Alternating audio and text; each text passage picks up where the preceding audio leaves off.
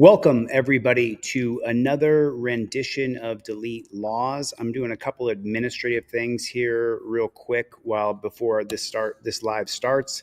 I got to turn on the Instagram feed, and then I got to turn on the Facebook feed. If you would please hit the like button and drop in the comment section OTVO, which stands for Overturn Terry versus Ohio, which is the most destructive unlegislated policy created by the Supreme Court in American history by far.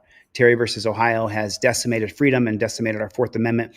And it goes back to Carroll versus United States 1925. I'm not going to go into great detail about that right now. But what I am going to go into detail about right now, at least 10 people have sent me this video. And I'm sure you may or you may not have seen it, but it goes a lot deeper. This goes a lot deeper in Alabama. The cops sucking is so unbelievable. But there's a couple things I want to get out right away because I have very, very limited time to create a trivia board game that is Constitution HQ. You guys can join my other channel, Constitution HQ. If one of the moderators will put it in the link in the comment section, I would appreciate it. But right now I want to talk about Alabama in general and Hanceville, Alabama. And I want to show you something that if you are a resident of Alabama, you may not know this, but your government is working that you pay for the education of the cops' kids. Oh, yeah. It's not a joke. You pay for the education of the cops' kids. Want a big shout out to FF Diesel Fuel. I can't remember the exact username of FF Diesel Fuel. Someone new. Tons of Australians are coming over here, and I really appreciate all the support coming from Australia. It's unbelievable. It just has grown and grown and grown. If I check my analytics, there's a big contingency of Australians who are now following Delete Laws and the team DLZ and what we're doing. What you're gonna see right here is just absolutely unbelievable. It is. You can pre-order my board game. It is coming out. Please go to Constitution HQ and order my board game. I have a ton of things going on. I can't go into detail about all those things. Some of those things I'm not broadcasting out loud. But I want to get into exactly what's going on in Alabama. If you guys haven't seen, maybe I should show you one video first, just show you a couple minutes of this. And then let's jump right into the education part where the people of Alabama are paying for cops' kids to go to school. It already passed through the House and now it's going up to the Senate. Why should you pay? Why should the cops' kids get a scholarship to go to school? Isn't everybody struggling? Isn't the entire country struggling? Why in the world is there a special scholarship for cops? Well, I'm going to give you those answers in just 1 second. Let's get into the nitty gritty detail. And this is, so a lot of you guys may have seen the Hanceville, Alabama short 17-minute video of the elderly man who was beat up by the cops. It's so unbelievable. But let's get into this right here.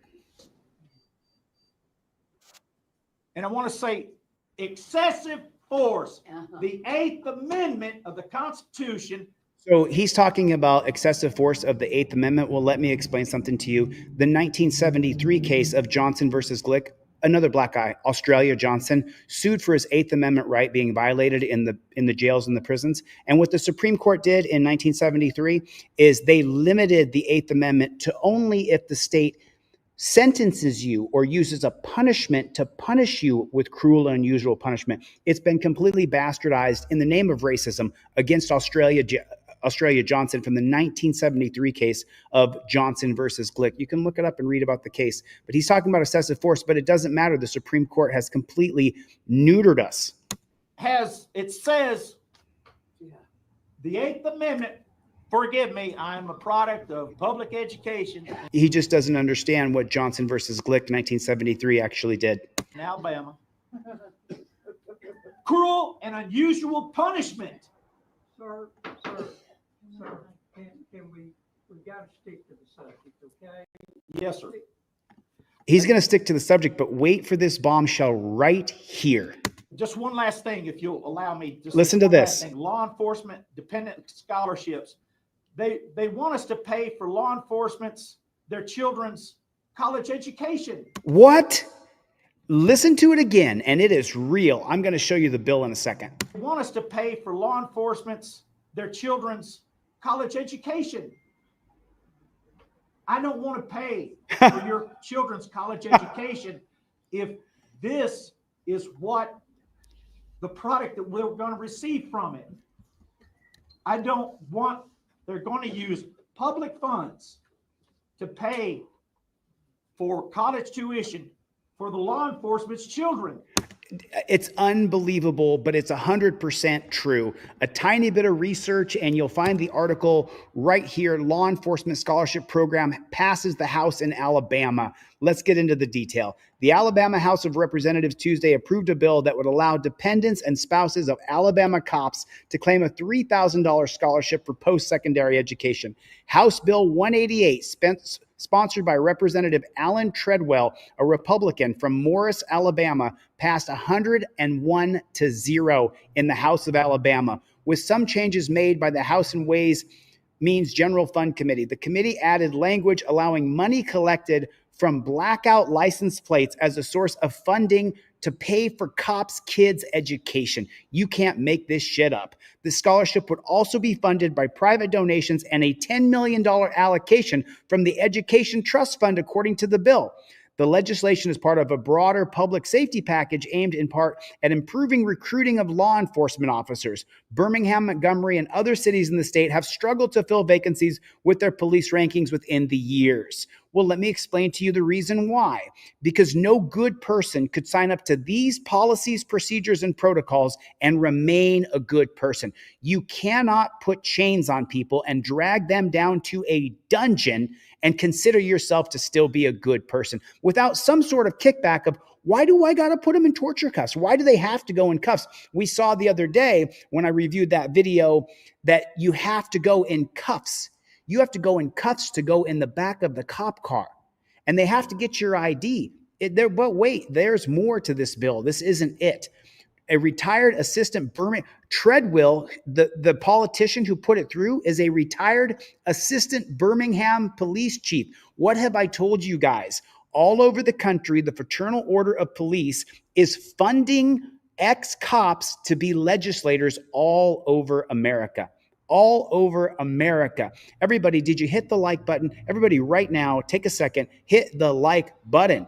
And if you're on Instagram or you're on Twitter right now, drop a comment. I'm watching. Let me see it right now. Put it in the comment section. I am watching.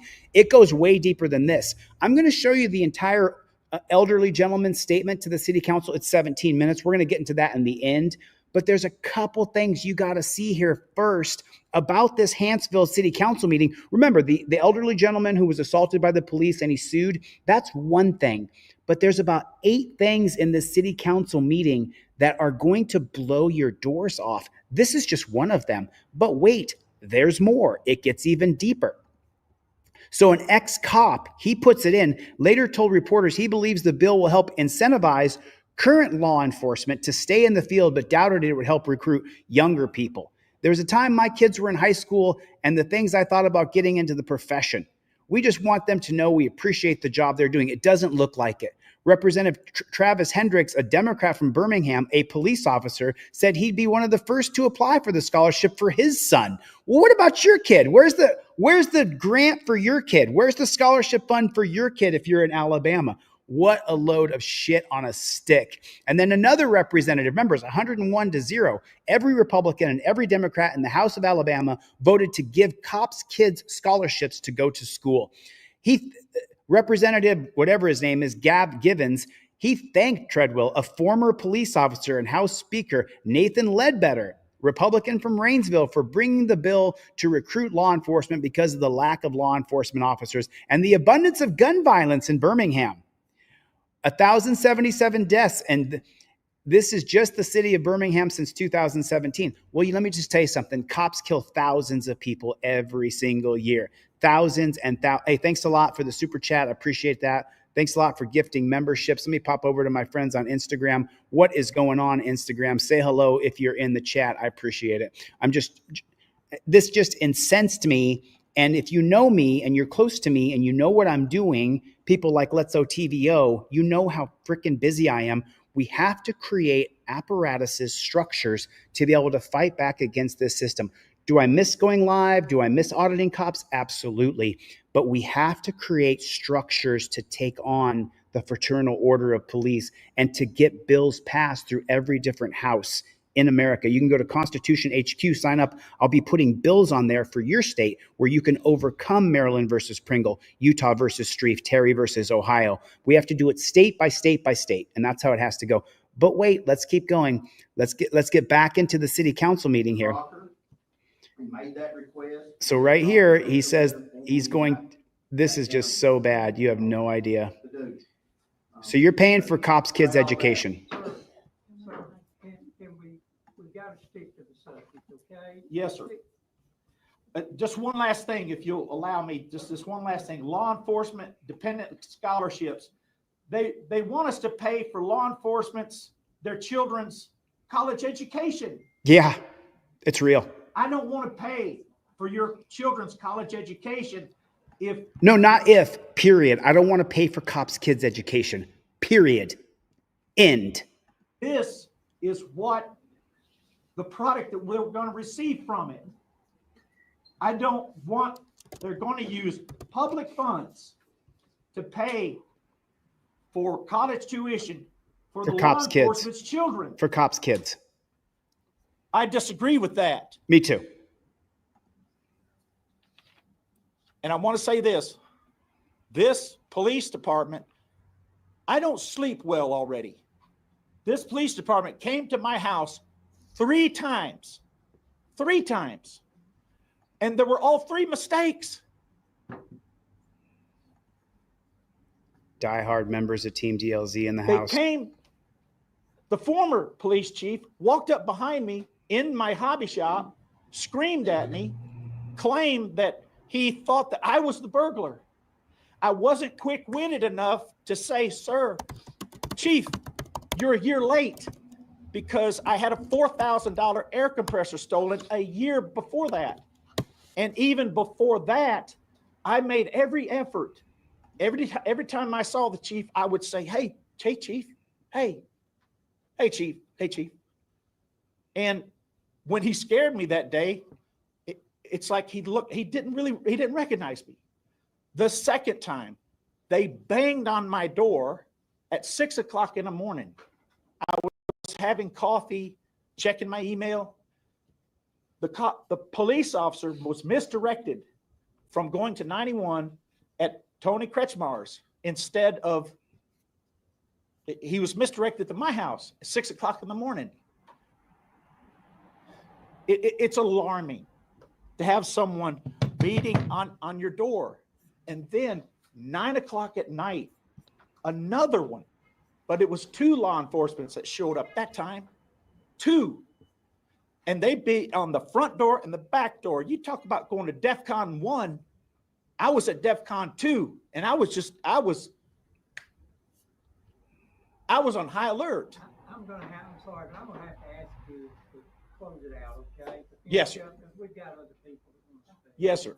Well, thank you. And actually, Mayor, I tried to come and talk to you about this, and you did the same thing that you're doing now. I'll talk to you later about it. Right. So that happened. My name is on the roll. I came here and that night, and I tried to talk to you about it, but this is our government. So we have something worth fighting for here, but we can fix something beyond just Hanceville too. God bless America. God bless And America. you're my neighbor. You're my neighbor. Exactly. And I wish you the best. So then why are cops a protected class? Why do we got to pay for cops' kids' education? I love you, kid. We graduated together. Graduated high school together. Hey, Denise. Hey, Denise. Thanks, Enigma. Appreciate you. Thank you for the super chat, Enigma. Good evening, everyone. Now listen to this. This right here. So if you only saw, and we're going to show the entire 17-minute clip of the old man who was beaten and he had to pull his wife back in the car by her hair because she has dementia. She was trying to jump out of the moving car. He's 70-something years old, late 70s, been married for 52 years. We're going to show that whole thing. But now I want you to listen to the 911 dispatcher and how many tells she gives. This is Like, this made me so mad that I'm shaking, and I had to stop what I was doing and show it to you guys. If you guys can't see, the screen is shaking a little bit because I'm so angry. I have a right to be angry. I have an absolute right to be angry. Listen to this 911 dispatcher. My name is Michelle Allen Scott. I have been an employee by the city of Hanceville for 15 years.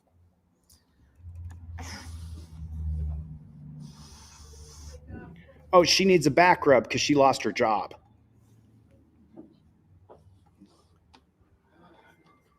In my 15 years here, I have poured my heart and soul into everything I do. Thanks, Stomper. I have coordinated events such as Mud Creek Arts and Crafts Festival. I have headed up the Kids Night Out and made sure the children in this community had school supplies. And I have also done the Kids Fisherama along with the senior citizens. There has been wrongdoing by former officers, and I want to emphasize former officers that none of the current police department employees condone. What a load of shit on a stick. That's a bunch of shit. That's a total, complete, and utter lie. If you don't know the story of Hanceville, what the cops were doing was going through a little window in the evidence room, unlocking the door and stealing the drugs out of there.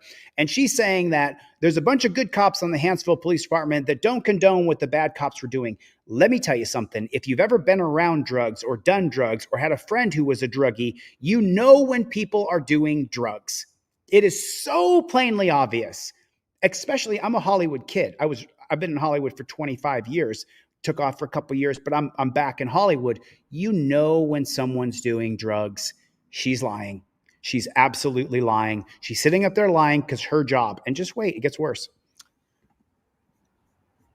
And the Hanceville Citizens Trust has been lost. I mean, it has been lost, and it deeply saddens me. So I ask, how can we change it?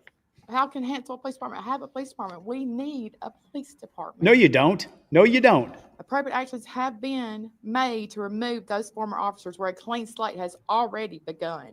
Oh, a clean slate No has? Is that current right? officer has ties, relationships, or extensive work history with the former officers that have been charged. There's a plan for success, and we were already working to make those changes needed. You have a small circle of officers, dispatchers, and myself, which is about 12 of us. And we have been cleared for any wrongdoing and any possible accusations that.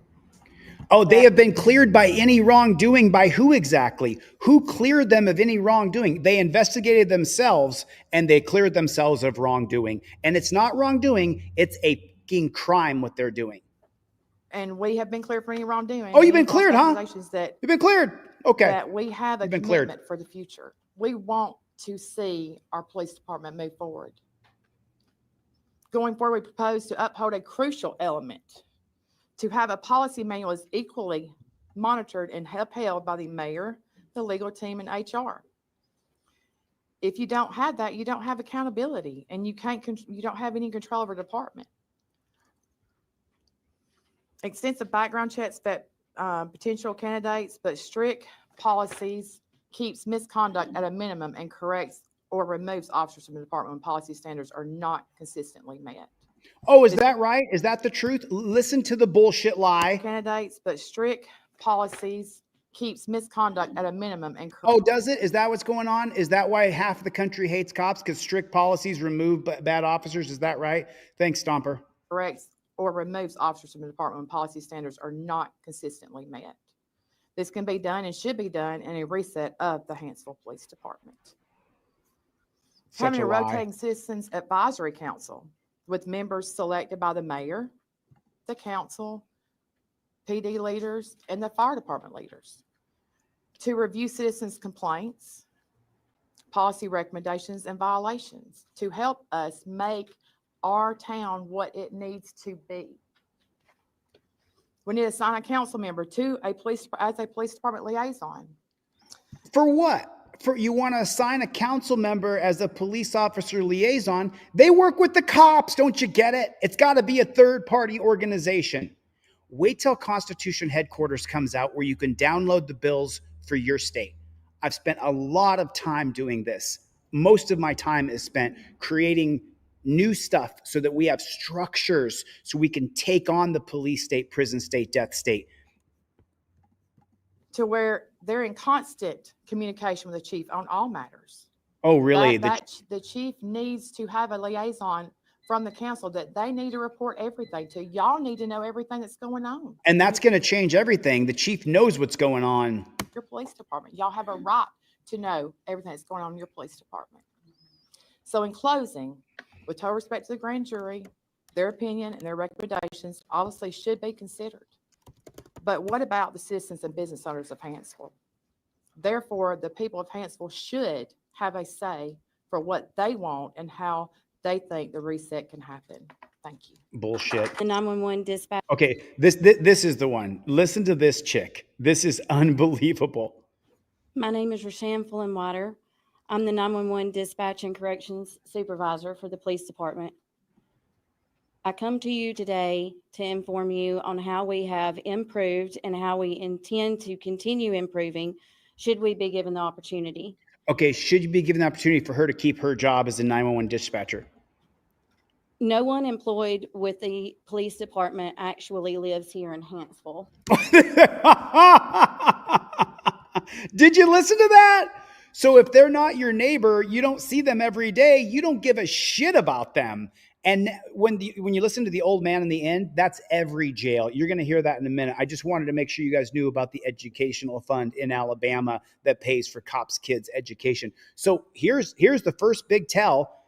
None of the cops who are the patrol officers for Hanceville live in Hanceville, meaning they arrest or beat up your brother or your cousin or your uncle. Doesn't affect them at all. They don't live there. They go back to where they live, and they're living the parasite life, sucking off of all of us. It's just, and now listen to the second tell, she says. We choose to come here every day and give it our very best to. You don't choose. Just stop it. You're getting paid, honey.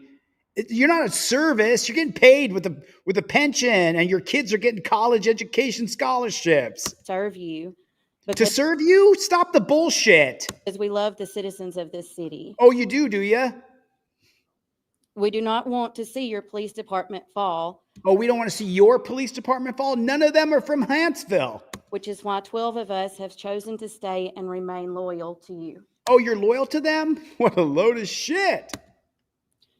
Upon my promotion in September. Upon her promotion in September of 24, we have been updating, implementing new and improved policies and procedures department-wide.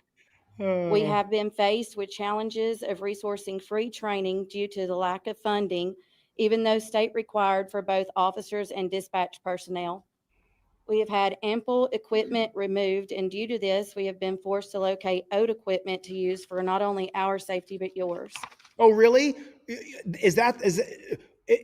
The equipment's for your safety? Is that like when they're going to put you in torture cuffs? I'm going to put you in torture cuffs for your safety and mine. Tell me how it makes me safer when you torture cuff me. I'm just wondering, how is that a thing? I thought I saw Steve Conkler in here. There you are, Northeast Colorado Cop Block.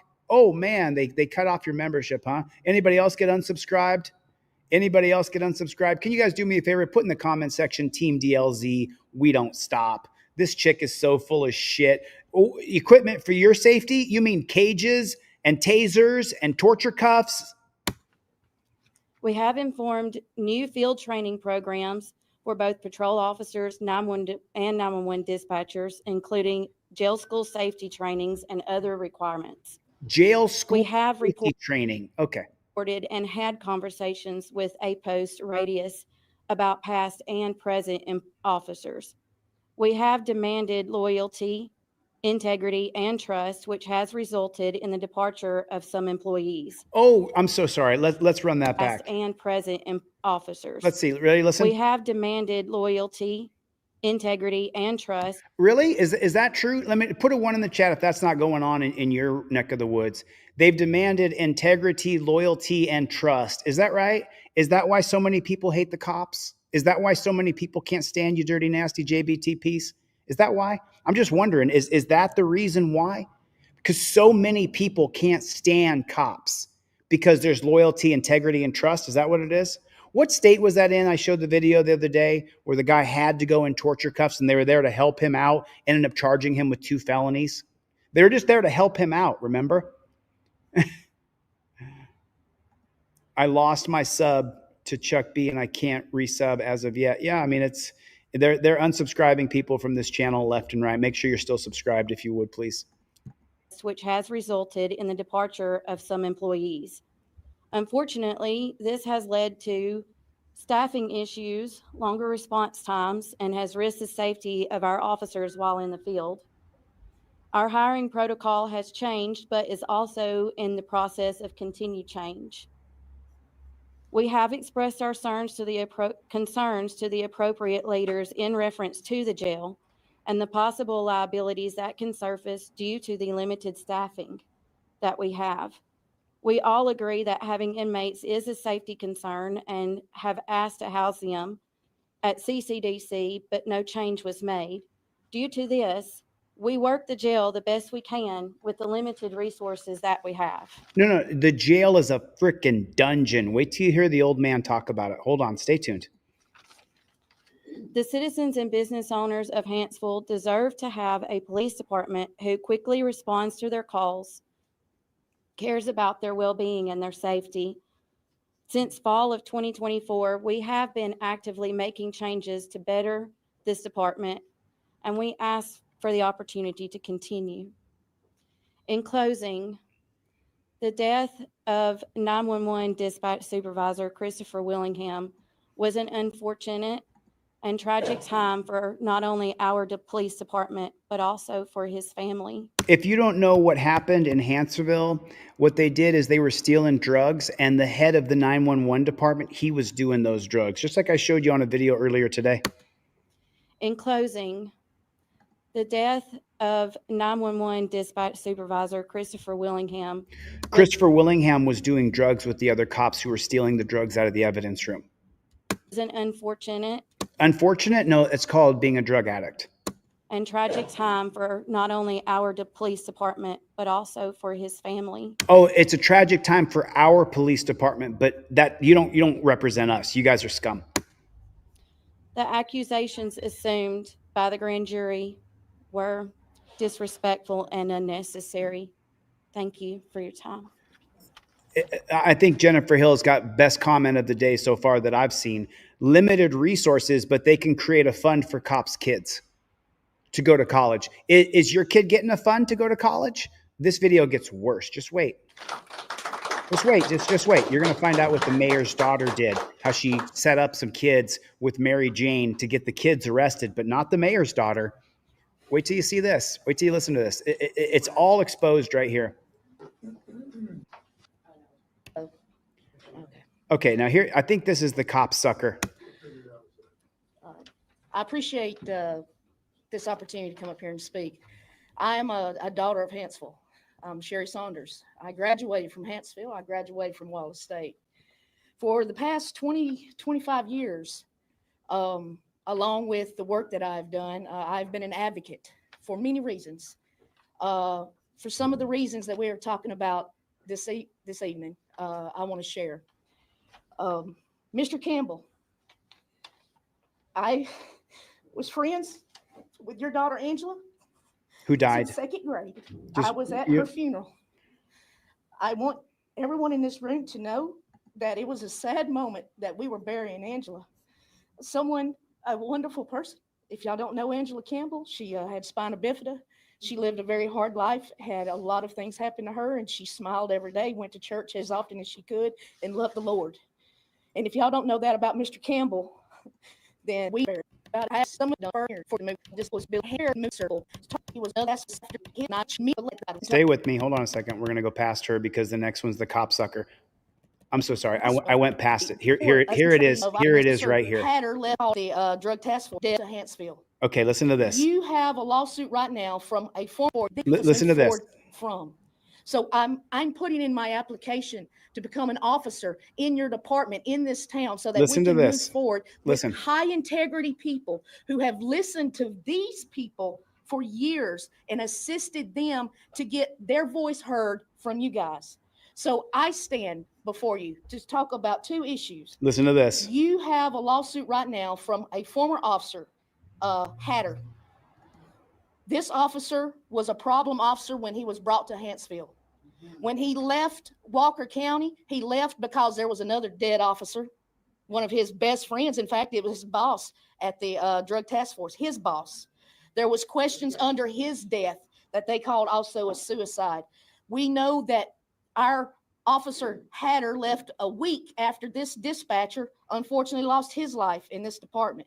We have a history since Bob Long came in as chief of our department. Since Bob Long, we have a history of hiring low integrity people, probably low IQ, and I mean no disrespect. What I am trying to say is when you want to move forward and you want to make changes in this department, a town that I've been in since 1981, and many people will share stories that they have experienced of themselves in this town. But let me share this. Listen to this story right here. This is about the mayor's daughter. My family member was working at the McDonald's right up the street with Listen the daughter to this. of Kenneth Nell, the former mayor who also lost his job and got arrested. What this woman did, this young child, she must have been told by her daddy. So I'm going to share a story that a lot of people in this room may not know, but I know a few do since they've talked to me on Facebook. She was being used as a informant in the drug task force. The mayor's daughter is being used as an informant in the drug task force at McDonald's. Follow this up. She, on the duty with my family member and a couple of other kids working there, were told by her that she had a joint. If they could all just go out to her car and smoke it, everything would be great. And we come back in and make some more chicken nuggets. So the mayor's daughter told the other kids working at McDonald's, because most people working at McDonald's are kids. She tells the other kids, let's go out to the car and smoke one and we'll come back in and make more chicken nuggets. But what happened was this.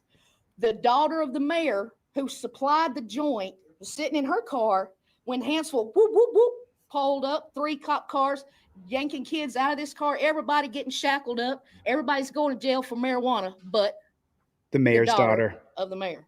Why would we want to move forward in a community and ask for a police force when the integrity of it is you got the mayor's family setting kids up at a McDonald's for smoking a joint that she brought herself? We need to make sure that when we bring in this new department, or if we allow the sheriff's department, I would love to work for the sheriff's department as long as I was put into this town so that I could be a part of moving this town forward, helping to heal some of the wounds that have long in play. Because I know that there are people in this room that has family members that may have directly been affected by Did he just roll his eyes? in play. Because I know that there are people in this room that has family members that may have directly been affected by officers, their testimony, and illegalities of their investigations that has now placed them in prisons. I know people have lost their children because of allegations made by officers in this department. So I ask humbly, as a daughter of Hanceville, as someone who's standing before you, allow me to help you move forward. Allow me to help you bring back integrity into this department. Because if there is one thing I am known for, it is not my good looks or my hair, because y'all know I've had a ponytail since 1992. I don't know how to do much more than this right here. But what I can do is work in a department, help to build a team, be a part of that team, and show leadership so that everybody on the team wants to be on the same page that I am. High speed. I'm a veteran. I'm a bulldog. Allow the right people to move forward in this community, in this department, if you see fit to bring it forward into this community. And I appreciate this opportunity to speak. And please say a prayer for those people whose lives will never get back the way they used to be before this department made decisions that it made. Let's pray and let's try to heal the wounds of this community. Can't do it. Forward. Put the right person in the job. Can't do it. My name, once again, is Sherry Saunders, and I'll give you my application today. Okay, so let me explain something to you real quick, okay? So you cannot sign up to any police department in America and follow these policies, procedures, and protocols and remain a good and decent person. As long as there's a thing called pain compliance, where two people can hold someone down and you can run in and punch them in the face and say, oh, I was trying to get them to comply with pain.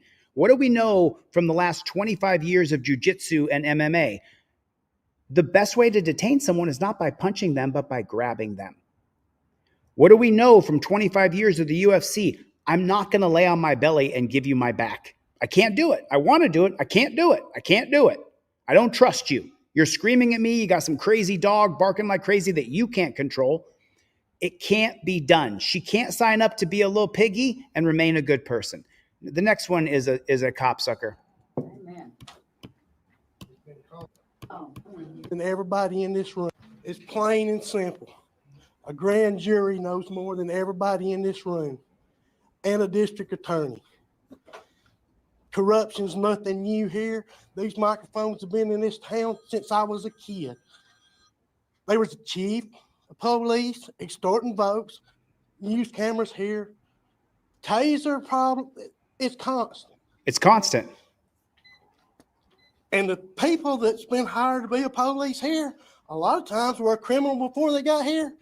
And a lot of times, if they weren't when they got here, they will be when they leave. That's right, because you're told that they're good people. They don't need someone to look over their shoulder. They're all good. We can trust the cops. An 18-person grand jury knows more than everybody in here. And for it to even Actually, he doesn't know. I'm sorry. I hate to tell you this, but let me jump in here. A grand jury, there's no judge. There's only the prosecutor. The prosecutor presents to the grand jury little bits of information. The grand jury can then choose to indict or not indict because they haven't seen the full video. The prosecutor may just tell them what happened on the scene and then say, do you want to indict the good police officer? And the grand jury says, no, we don't, not on based on what we heard here. So he doesn't know what he's talking about. I understand his intentions are good, but he doesn't know how the system works. So that's not how it works. That's not how it works at all whatsoever.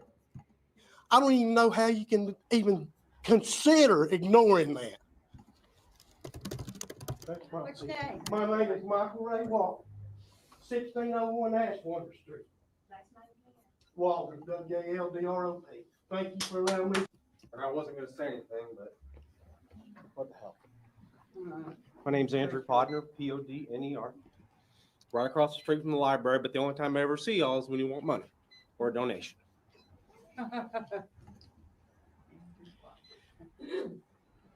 I really didn't want to say anything because I didn't want to weigh in on this, but at the end of the day, the one thing that's bothered me is it took me 4 seconds on Google, sitting right there tonight, to figure out that it takes the mayor and 2 council members to call a special meeting, which requires 24-hour notice.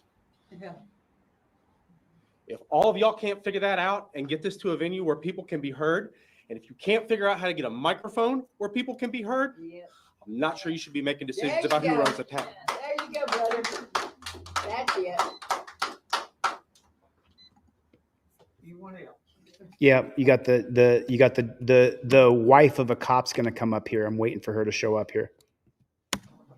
Diamonds come down from, after the Gates Wallace. So that I called Dad Crocker. Shut up. So I had any clue what was going on or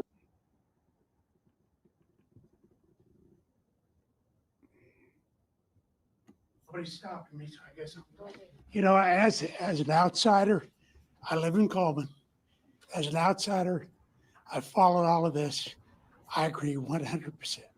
How can Hanceville be a den of criminals? I know people here. My son works for the police department. He's not a criminal. Oh, really? I'm sorry, bro. I'm sorry. My son works for the police department. He's not a criminal. Okay, if he's not a criminal, this guy gets up there and says that his son works for the police department. He's not a criminal. Then why didn't he arrest the bad cops? Let me tell you something. If you've ever done chemicals and been around another person who does chemicals, you don't even have to try. You can just go, what'd you say?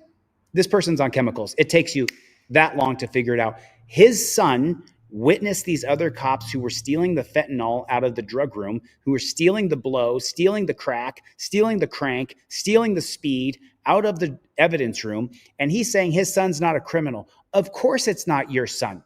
Your uncle was a cop and he was a good one. Really? Sorry, bud. Don't think so. You cannot lie on reports, cover up for cops, and then say that you're the good cop. If your son was a good cop, then how many bad cops has he arrested? It's just this delusion. Not my cousin. My cousin's not the bad cop. Yes, he is. Yes, he is. Your cousin's the bad cop. He most certainly is. Just like your daddy. People will say, oh, my dad was a cop 30 years ago and they didn't act like this. They were worse when they thought there was no cameras on anywhere. Before Rodney King, they were even worse. And cops will come in my DMs and call me names and try to, oh, why do you call them pigs and all this? Bro, look at the organization. These are white people, finally white people. It's happening to middle-class white people now. Change is imminent. The black community has been telling us for decades and decades and decades, these guys are pigs.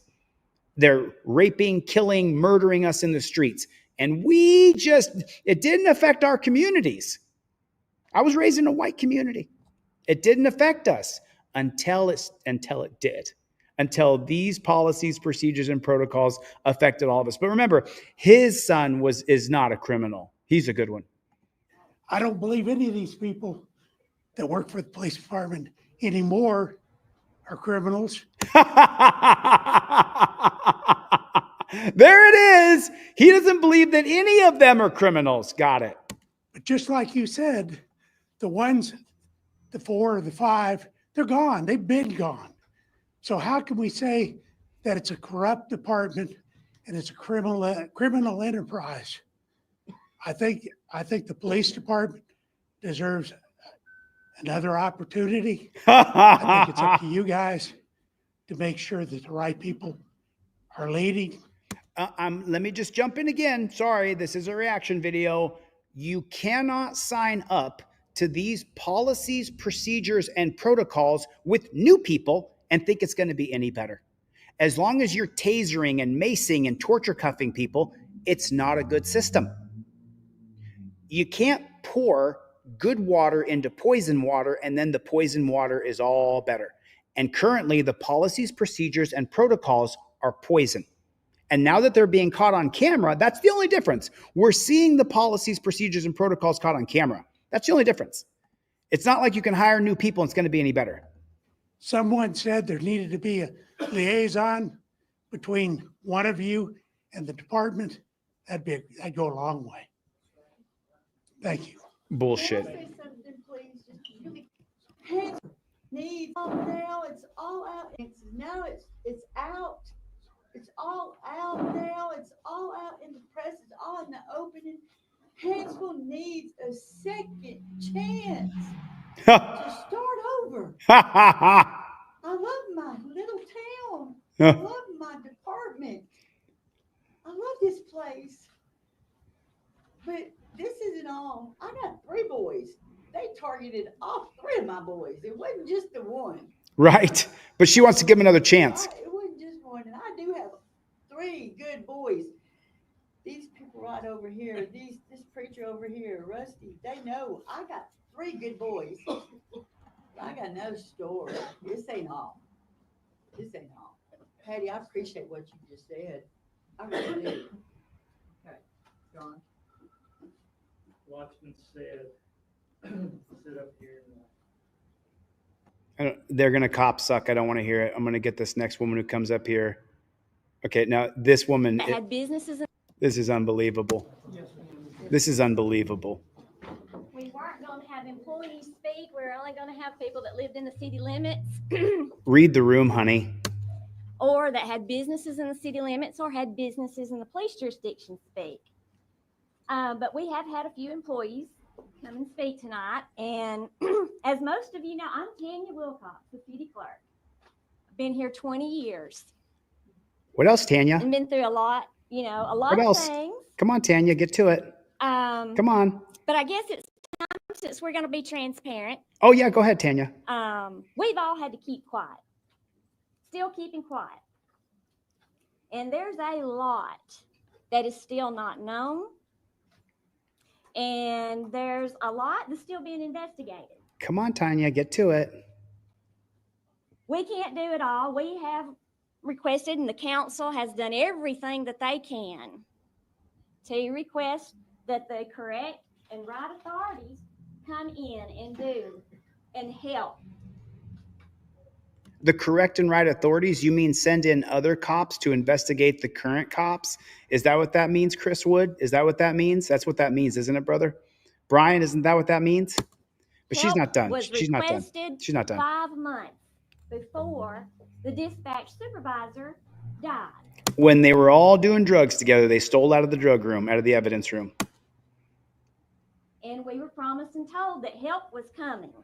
Cops were investigating cops. They found out about the drug use and they didn't do anything. But wait, Tanya's not done. And it did not.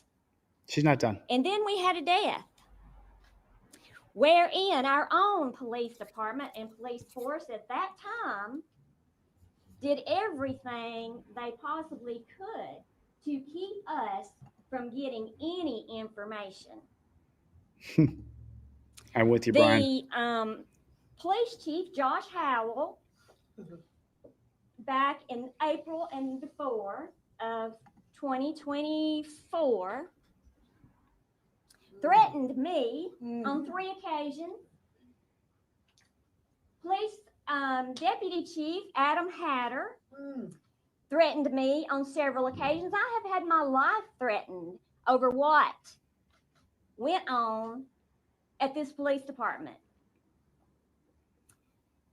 I knew them for many years and was completely fooled for a while and thought that they were good people, did a good job, until I knew they were breaking the law. And I said, no, this is not right, and I'm not going to do this. At that point, I became the most hated woman and city employee in Hanceville. Huh. I have had groups of people, employees that are still employed with the city police department, that got together as a group. And these meetings have been overheard, and these statements have come forward. Heard these people plotting and planning to get rid of me, to do something to me, allegations put out there by the people that turned Mayor Kenneth Nell into the Ethics Commission, to go to his family and tell them it was me, so that I would be the most hated woman in Hanceville. All these things put on Facebook about me, all of them are untrue. Thank Every accusation in Adam Hatter's lawsuit is not true. I realized things were being put out ahead of time about me in the police department to get people to hate me. For the only reason is they wanted to get rid of me because they knew I would not let them get away with the things that they were doing. And I brought it to light. And there are many more things. If the proper authorities don't bring it to light, I'm going to. There's a whole lot that I would like to say, but I'm not prepared. When I get prepared, I will have a book. And it will have every detail in it. And you all know that I'm a pretty detailed person, and I've got it. I've got it written down, dates and times. And, you know, I'm tired of the lying. I'm tired of people coming in and portraying that they're honest and that they want the best for this city when I know that they don't. I am not against the police department, and that is for the citizens here of Hanceville and the business owners to decide. To let your council members who represent this community and who will make the decision, let them know what you want. But I understand being here, been through turnover after turnover after, I can't tell you how many police chiefs have been through, how many court clerks we've been through since I've been here. And it's hard to get a person with integrity, wisdom, and knowledge, experience to carry on the operations that Hanceville has tried so hard to carry on. I mean, we've tried.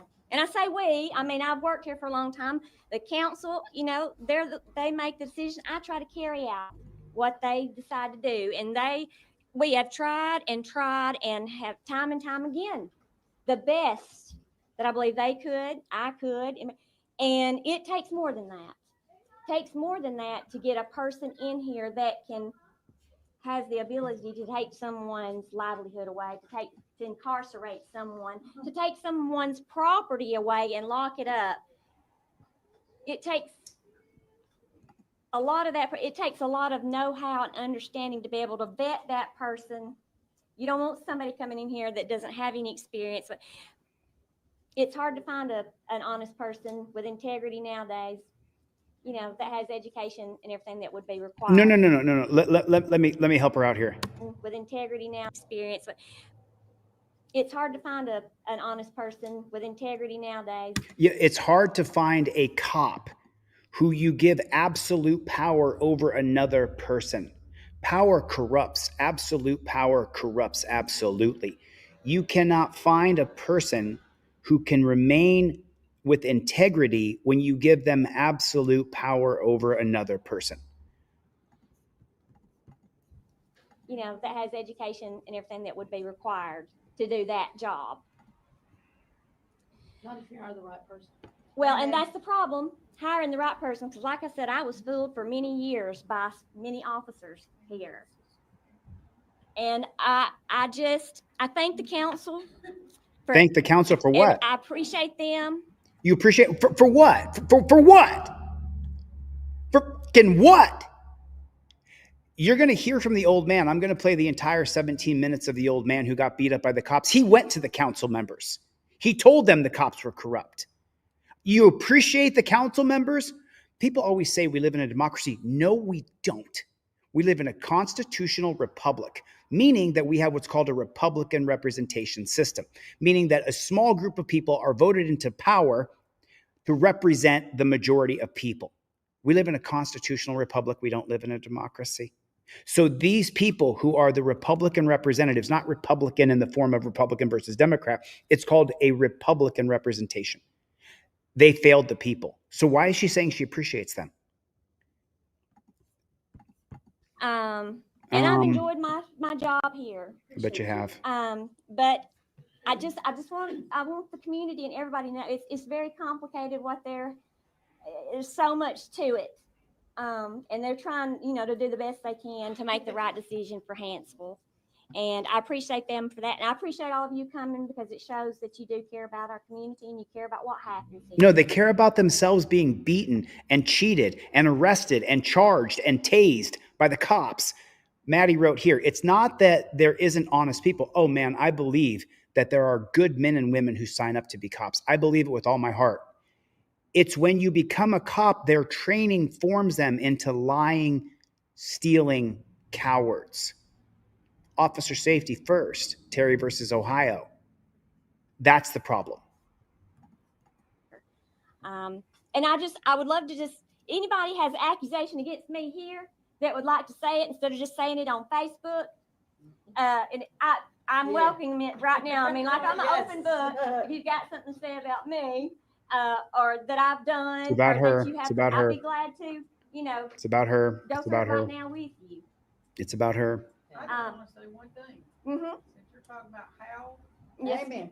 Come on with it. Long, Yep. and Duncan, they all need to be found and prosecuted. Yes. Exactly. They are snakes and they are Pieces of shit. She's talking about the cops. That's right.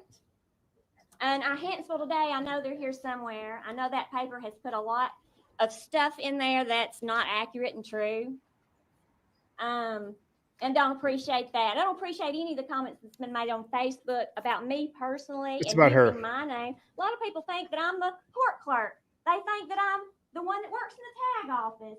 And they're on there bashing that person. They're using my name, but they think I'm that clerk. I'm not that clerk. I'm not that clerk. And I'm the city clerk.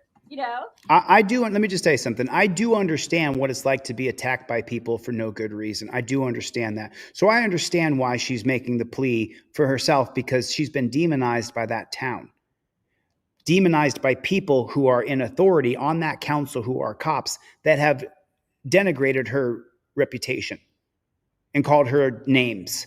So she wants to defend herself. It's really hard. Trust me, you guys know this. Put Team DLZ if you've been a member for a long time and you understand the journey I've gone through. I've been called a racist. I've been called a statist. I've been called a Fed agent. I've been called a snitch. I've been called a narc. So it's just incredible. So I understand her wanting to defend herself, but she's not reading the room very well. She needs to understand this is about the town. This is about all of them being railroaded by the cops, and it's not about her. And I understand what it's like. I understand. I really do. So I give her a little bit of sympathy for what she's been through, because she did stand up. I give her credit for that. I have not done all those things. I did not fire anyone. I'll tell you for sure that Adam Hatter did come to the mayor after it was found that he had city vehicles, brand new ones. He had one parked in, he said, in his garage, brand new, and he was driving a brand new police vehicle also at the time. We had an ATV, brand new one, and a trailer come up missing. A month, 6 weeks after he left, he had it the whole time on his property. Sure did. Never hit the city grounds here after it was purchased. Thanks, Top. He, after all that was, he requested, asked Mayor Sawyer, would he let him retire?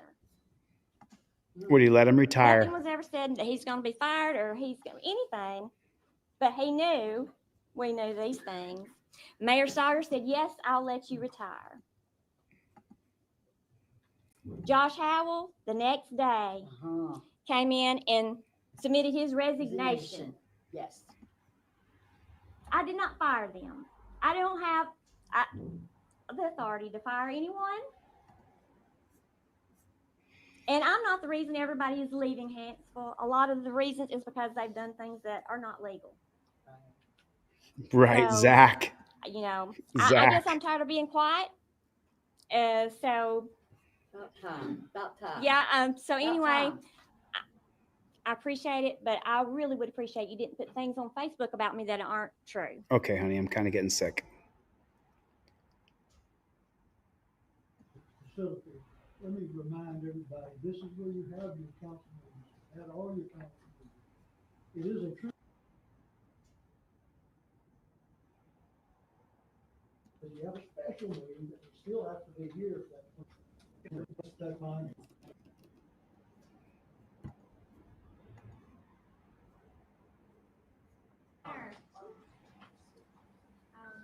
Counselor Stan. Here.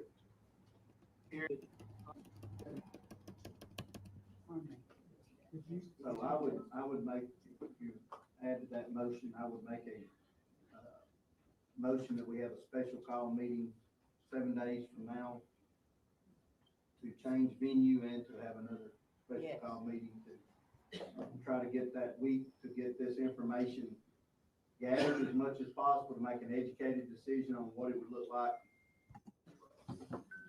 I'm Evelyn Sams. I understand what you just said about having problems getting a bigger place for today, but there's a lot of people that aren't being able to hear all this. You might consider having a Yes, it second does. meeting and having it in a bigger place before decisions are made. And I would like to say that I've been living here for almost 10 years. And during that time, I have gone through some things myself where I was treated unfairly and unjustly by the police department. It was not the ones who have been arrested, but the ones before him. Yes. And I know what it feels like to be abused by them. I've never had a speeding ticket or anything else, but I was put in a chokehold in my yard and almost killed. And I can assure you it happened. I've got proof of it. And that sort of thing never needs to happen anywhere. And it happened because of things that certain family members did They lied and caused it to happen. It should never have happened. They should have talked to me and we could have worked things out. Instead, I lived in my car for 2 months and I was harassed every day by the police department here, every day. Yeah. And Yeah. it's not a fun thing to live that way. I No. can assure you. Yeah. But I definitely believe in the police department. She believes in the police. Did you hear this? Did you hear this? Just listen to this all in context right here. I'll go back 10 more seconds. Listen. Talk to me and we asked every day by the police out. Instead, I lived in my car for 2 months I lived in my car for 2 months and listen to this. and I was harassed every day by the police department here, I was harassed every day by the police department here. every day. And it's not a fun thing to live that way. It's not a fun thing to be harassed every day by the police department, but wait, there's more. I can assure you. But I definitely believe in the police department. This is the average American right there. They can see the policies, procedures, and protocols applied to others. They can see people standing there in torture cuffs. You can hear them complaining, saying, "Oh, these are really hurting my wrists," but they still believe in their police department. I have invented an alternative for handcuffs. As soon as I finish the 2 projects I'm working on now, I will unveil the 3rd project, and you will see. You will see. I have created a new way to detain people from the front that doesn't cause immense pain, and you're not being tortured, but you're definitely detained. I came up with it in jail. I believe in Hanceville. I believe in you guys. And I believe that y'all are going to find a solution to this that will be the one we need. And I pray to God you do, because I went to Coleman for help when all this went on, and I didn't receive the justice and the help there that I needed. I went to the victim's right advocate, and he was helping me. Then he backed out of helping me, and he told me that his job was on the line, that he couldn't do anything to help me. So personally, I feel like Coleman County has got some problems of its own. I don't think we need it here. I think it needs to be someone other than Coleman. And I just ask that you guys are very, very careful and pray about it and check it out thoroughly before you do anything. We're dealing with it, so we'll deal with it till we get it done. Thank God for y'all. Thank you.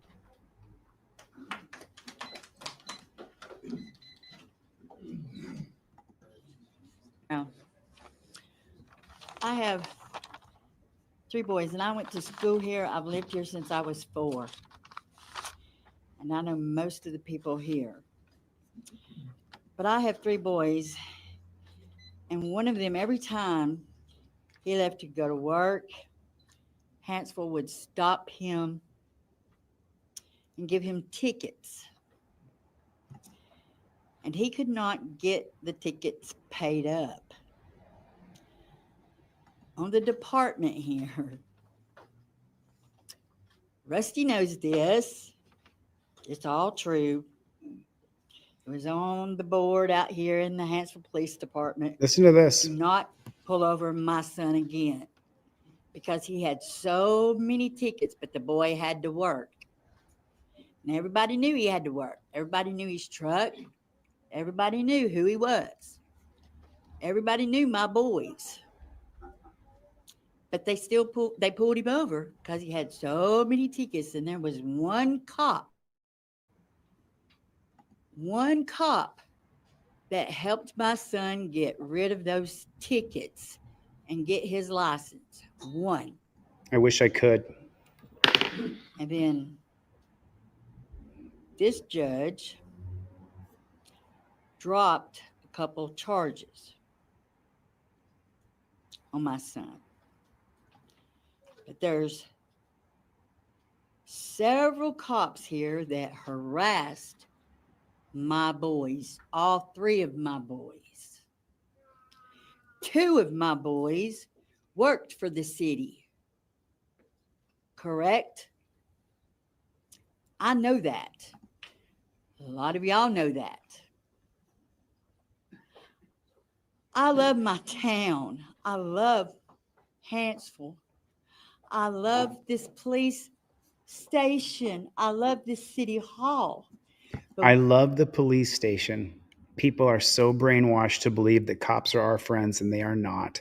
We need to get the corruption out of here, and we need to get in the right people to do the right job. Let me explain it once again. I can't turn the volume up. It's the YouTube video. Let me explain it once again for the 40th time. You cannot have these policies, procedures, and protocols. Can't have them and remain a good person. Can't do it. Turn around, put your hands behind your back. That whole line has to come to an end. You don't need to be chained up like you're a slave, and that's their system.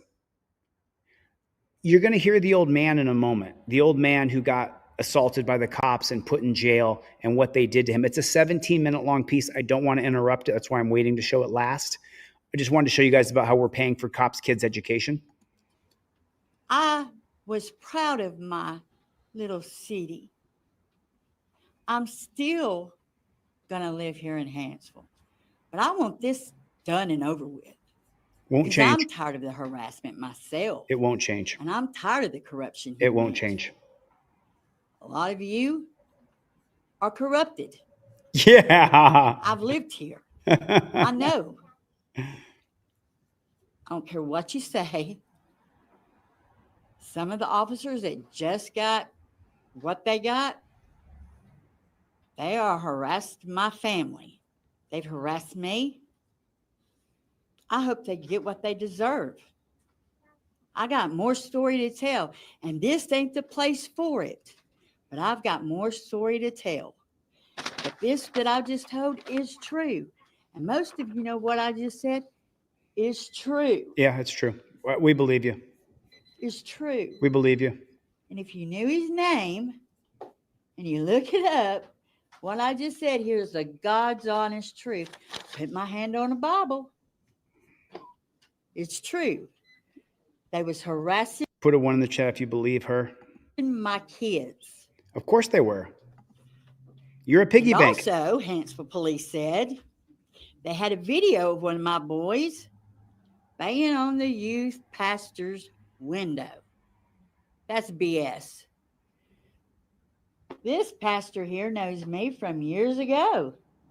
He knows I raised 3 boys by myself. You know who I am, sir. I raised some good boys. So I do not have nothing to hide.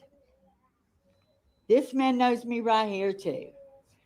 I don't have a thing to hide. I've lived here all my life, and one of you up on that stand right now went to school with. You know me. I'm so brokenhearted over my town. But this is wrong. It's every town, honey. It's every town in America. And I want it to stop, but I got more to tell. And Mayor, you said this was not the place for it. That's right. We Oh, ain't you got don't got the But time. we need to find the time. Yes, sir. exactly. Yeah, we are. We don't got We've the been time. limited for years, sir. Yeah. We've been limited for years here. Evening, Mayor, Council, Dan Willingham, the attorney, and Tanya. I know most everybody knows me here, but some don't. For the ones that don't know me, I'm Janice Shelton. I have lived here in the city of Hanceville over 40 years. And yes, I'm heartbroken. No one knows I've done this, but I have talked to different citizens and businesses about what they think should be done here with the police department and stuff. I have yet met the first person that wants to see the police department dismantled. I have people said they don't feel safe because the police department's gone because of the response time of the county getting to them. I think it's time that y'all take time, don't make hasty decisions. Take time to sit back and revamp and see what everything is that's going on. Get us a new chief, get the officers. We have good employees here still in the city of Hanceville. Everybody's not a bad person. If you was to investigate police departments and stuff everywhere, you're going to find some corruption everywhere. It's Where it is, well, that's neither here nor there. I'm going to say one little thing that happened this past weekend, and it's a family member of mine. I'm not going to call her name. That's in the real estate business. And the garden homes up behind Blue and Gray, she had a contract on one with an elderly couple that was from not around here. Well, she got a call this weekend. They stopped the deal because of Hanceville being so corrupt. They did not want to move in a town where there's so much stuff. That hurts me because I do not feel unsafe living at my street. And that's the way people they're saying, they feel afraid and dangerous. I've never felt dangerous and afraid to live at my house. But it is hurting more than just, it's hurting businesses. But that's just one of the things that happened. And I hate that it happened. And I know y'all don't have any control of that. But that's what people on the outside is seeing. I promise this will be short and sweet. My name is Teresa Rivera. I am a citizen of the city of Hanceville, Alabama. I've lived here close to 6 years, and I moved here on purpose to be a part of this beautiful small town atmosphere. I love living here. I love working here. My recommendation to the board is to simply wait, make a decision, but do research and do research on what other small towns are doing to maintain their police department. I recommend that we keep our police department. Let's keep the revenue in this town. Let's have paying jobs in this town. Let's not give it to Coleman. And that's it. Thank you. Good evening. My name is Daria Sullivan, and I have just recently moved to Hanceville in August of 2024. One of the things that absolutely needs to be addressed before any decisions are made are what are the financial consequences of farming your police department out? If you give it to Coleman, will Coleman put a satellite office in Hanceville? What will the response times be? How long will I have to wait for someone to come and help me? What will happen if there is no police department? What are the alternatives? Well, let me tell you what will happen if you have no police department. You'll have less people being harassed. You'll have less tickets being issued. Crime will drop because there's not cops there who are doing proactive policing, running around to put people in chokeholds like that woman who was living in her car. We don't need this many cops in our country. We simply don't. And the system currently isn't working. Law enforcement has to come to an end and rights protectors have to ascend. That's what has to happen. I'm telling you guys, I'm busy. You'll see what I've been doing. Not sitting on my thumb. There's things I'm putting together to change this system, and we don't stop until it happens. Period. Is Coleman the only alternative? Have you looked at anything else? I know you haven't had a lot of time, but the truth is the buck has to stop somewhere. If I conclude my remarks, I appreciate your time. No, y'all don't tell them to the This guy goes off. I think it's so this gentleman right here, he's got a 17-minute speech. I'm going to show the whole thing next. Very good. My name is Stanley Sansing. I live over in Edmondson. Tomorrow's the 13th anniversary of when I signed the papers to buy this house. About 6 or 8 years ago, I started asking y'all to help me, and I asked all these police chiefs, Kenneth Nail, the mayor, Jimmy, Mr. Sawyer, everybody, to slow this traffic down on Edmondson. Not a thing. I've also asked y'all and told y'all, stop spending this kind of money on these Barney Fives, saying what their priorities were. Y'all sat up there and didn't listen to me a bit. I hope y'all listen to that man, and I hope you listen to the grand jury better than y'all have listened to me. And today I called the Alabama League of Municipalities and talked to an attorney named Mary Elizabeth. And she said, if y'all had wanted to change the venue on this meeting to the Civic Center where we could have gotten in and heard and spoke, you would have only had to have a 24-hour post. Let's get And into that's from the league. Let's get into this gentleman's video that's 17 minutes long. Grab a box of tissues because this is going to make you cry. This is going to make you cry if you haven't seen this yet. Good afternoon. Some of you already know who I am. My name is Brian Campbell. I've lived in Hanceville 62 years, and I was a victim of this police department. I will preface my remarks by saying, not one day, not 1 minute in my life have I ever been in any kind of trouble, maybe a speeding ticket. On May the 20th, 2023, I was caring for my wife. Some of you know me. I've known some of you since you were children. I was caring for my wife with Alzheimer's and my disabled daughter. On that day, an incident happened at my residence. So just so you guys know, public speaking is extraordinarily hard. Maddie, that's what I'm working on. You see what Maddie wrote here, Chili? We need to start organizations that goes from town to town enforcing the Constitution. That's what Constitution Headquarters is all about. That's why I've created it. That's why I'm not live. That's why I'm not auditing cops. I've created some organizations that will help us all in the long run.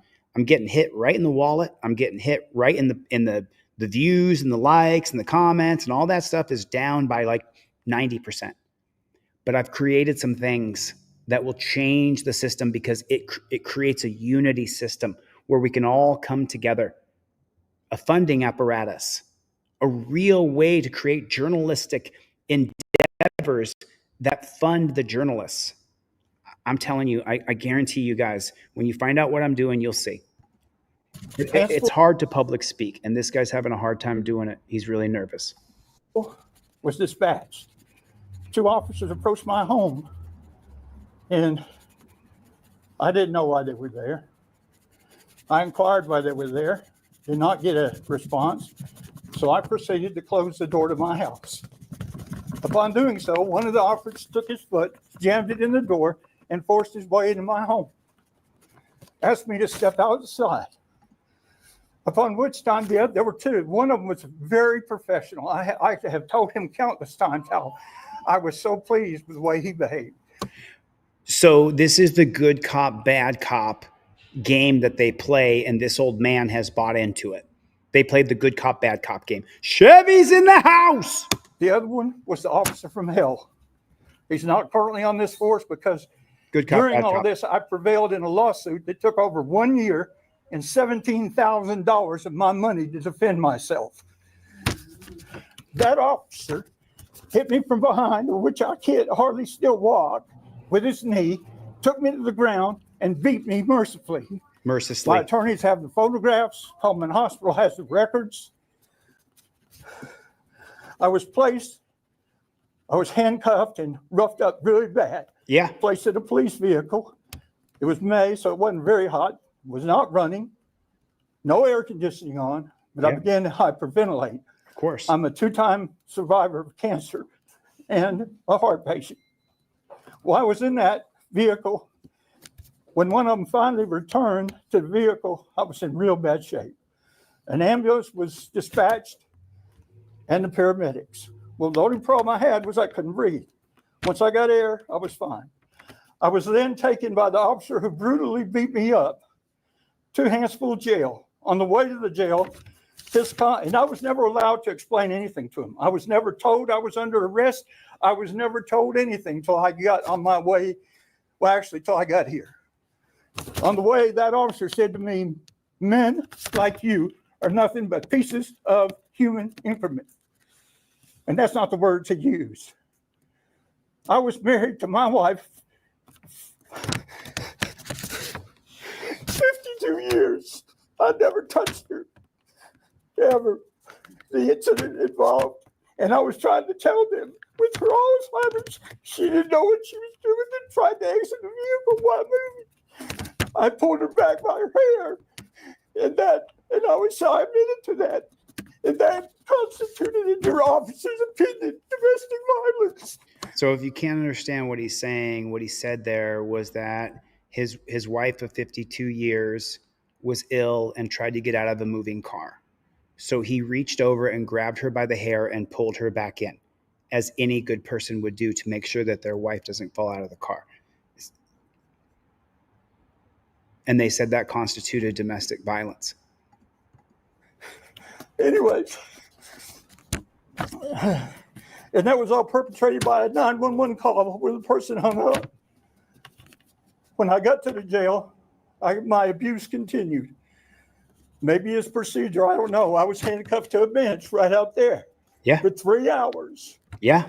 I say this somewhat shamefully, but I'm a cancer survivor and I'm incontinent. And while I was there, I desperately need to go to the bathroom. I've requested from the officer, and the city hall is right down the hall. And I was handcuffed, was denied. I urinated on myself. Then I was placed in filthy rags. And I'll tell you, I've traveled all around this world. And that's no lie. As a buyer for a major retailer, I've been in every country you can imagine. The facilities in this jail, and I hope they've changed, were filthy. No. That's the average. That's the normal. You get put in a roach-infested, rat-infested dungeon hellhole. Put in the comment section, it's a dungeon. It's a dungeon, and we know it. I was in one for 4 months. It's a dungeon. They give you raggedy-ass clothes that are filthy.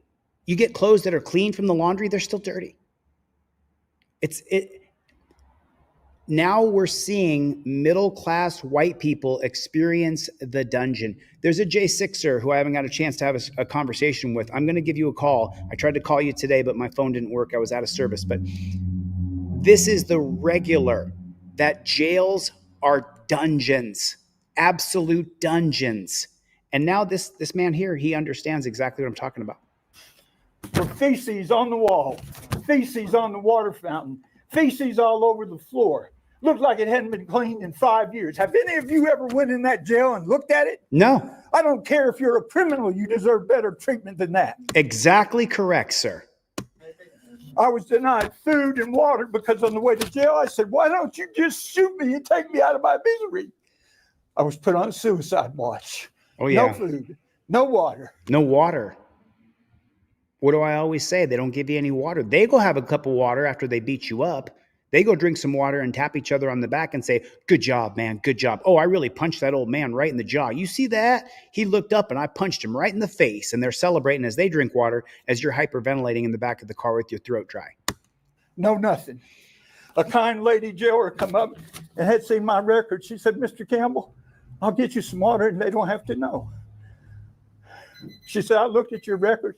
You've never been in any kind of trouble. I said, yes, ma'am. When I was younger, I got speeding tickets, but that's the extent of it. Long story short, I finally talked to one of the 3 chiefs that's no longer here. This gentleman, chief, was a reasonable man, and I finally got to explain my story to him. And he was very empathetic, and I know it was only my word against your 2 officers.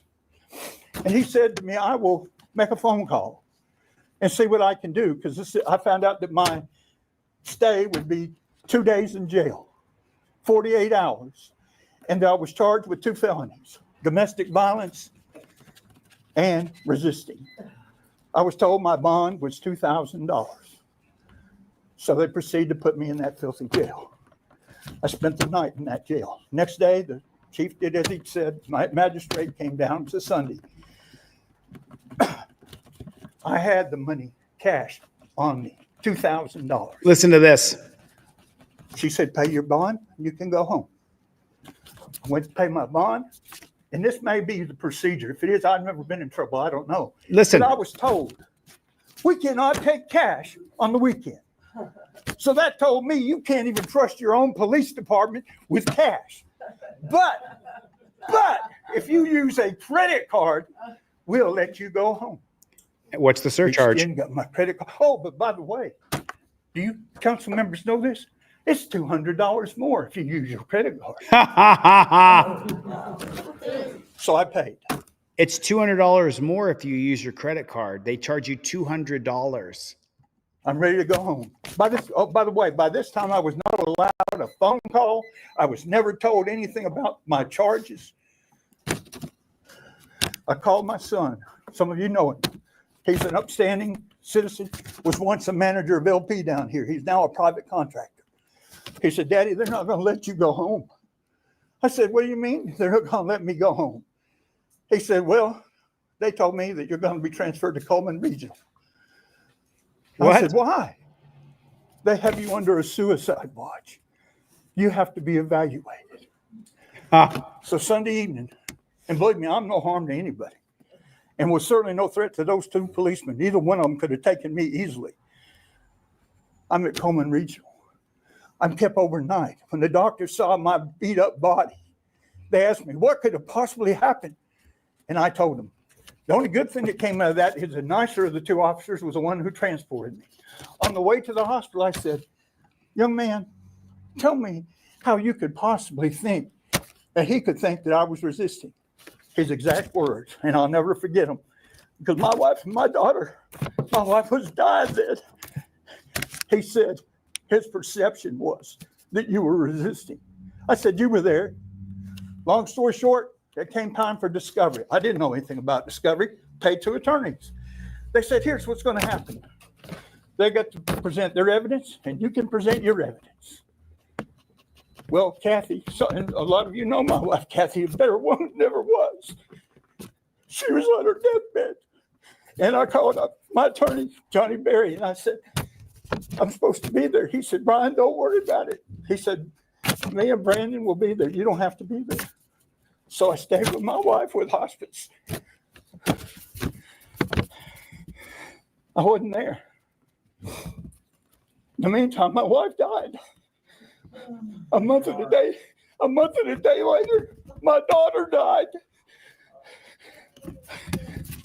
On the night I was sending pictures to the funeral home, two more Hanceville officers came to my residence to arrest me again.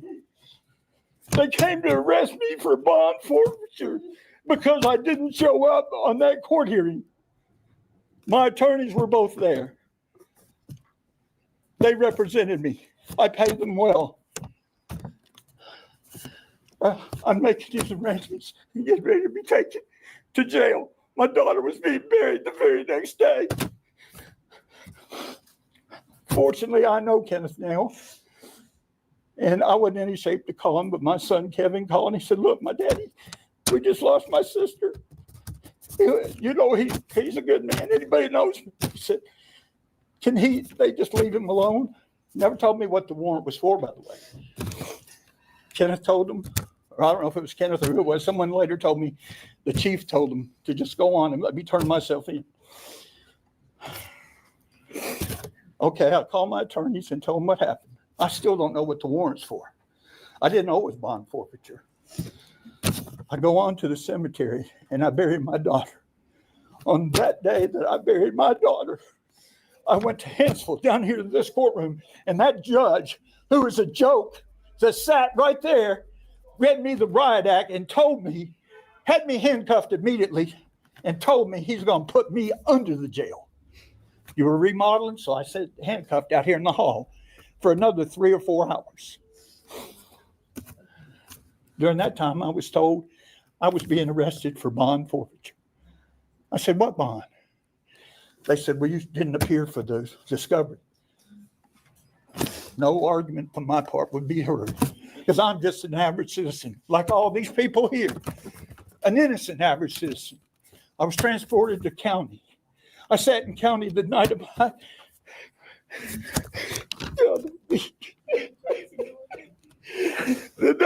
daughter, she was buried, sat in county, and was going to be put in jail under no bond, 0, because I forfeited my bond, allegedly. My son knows the sheriff real well and the chief deputy.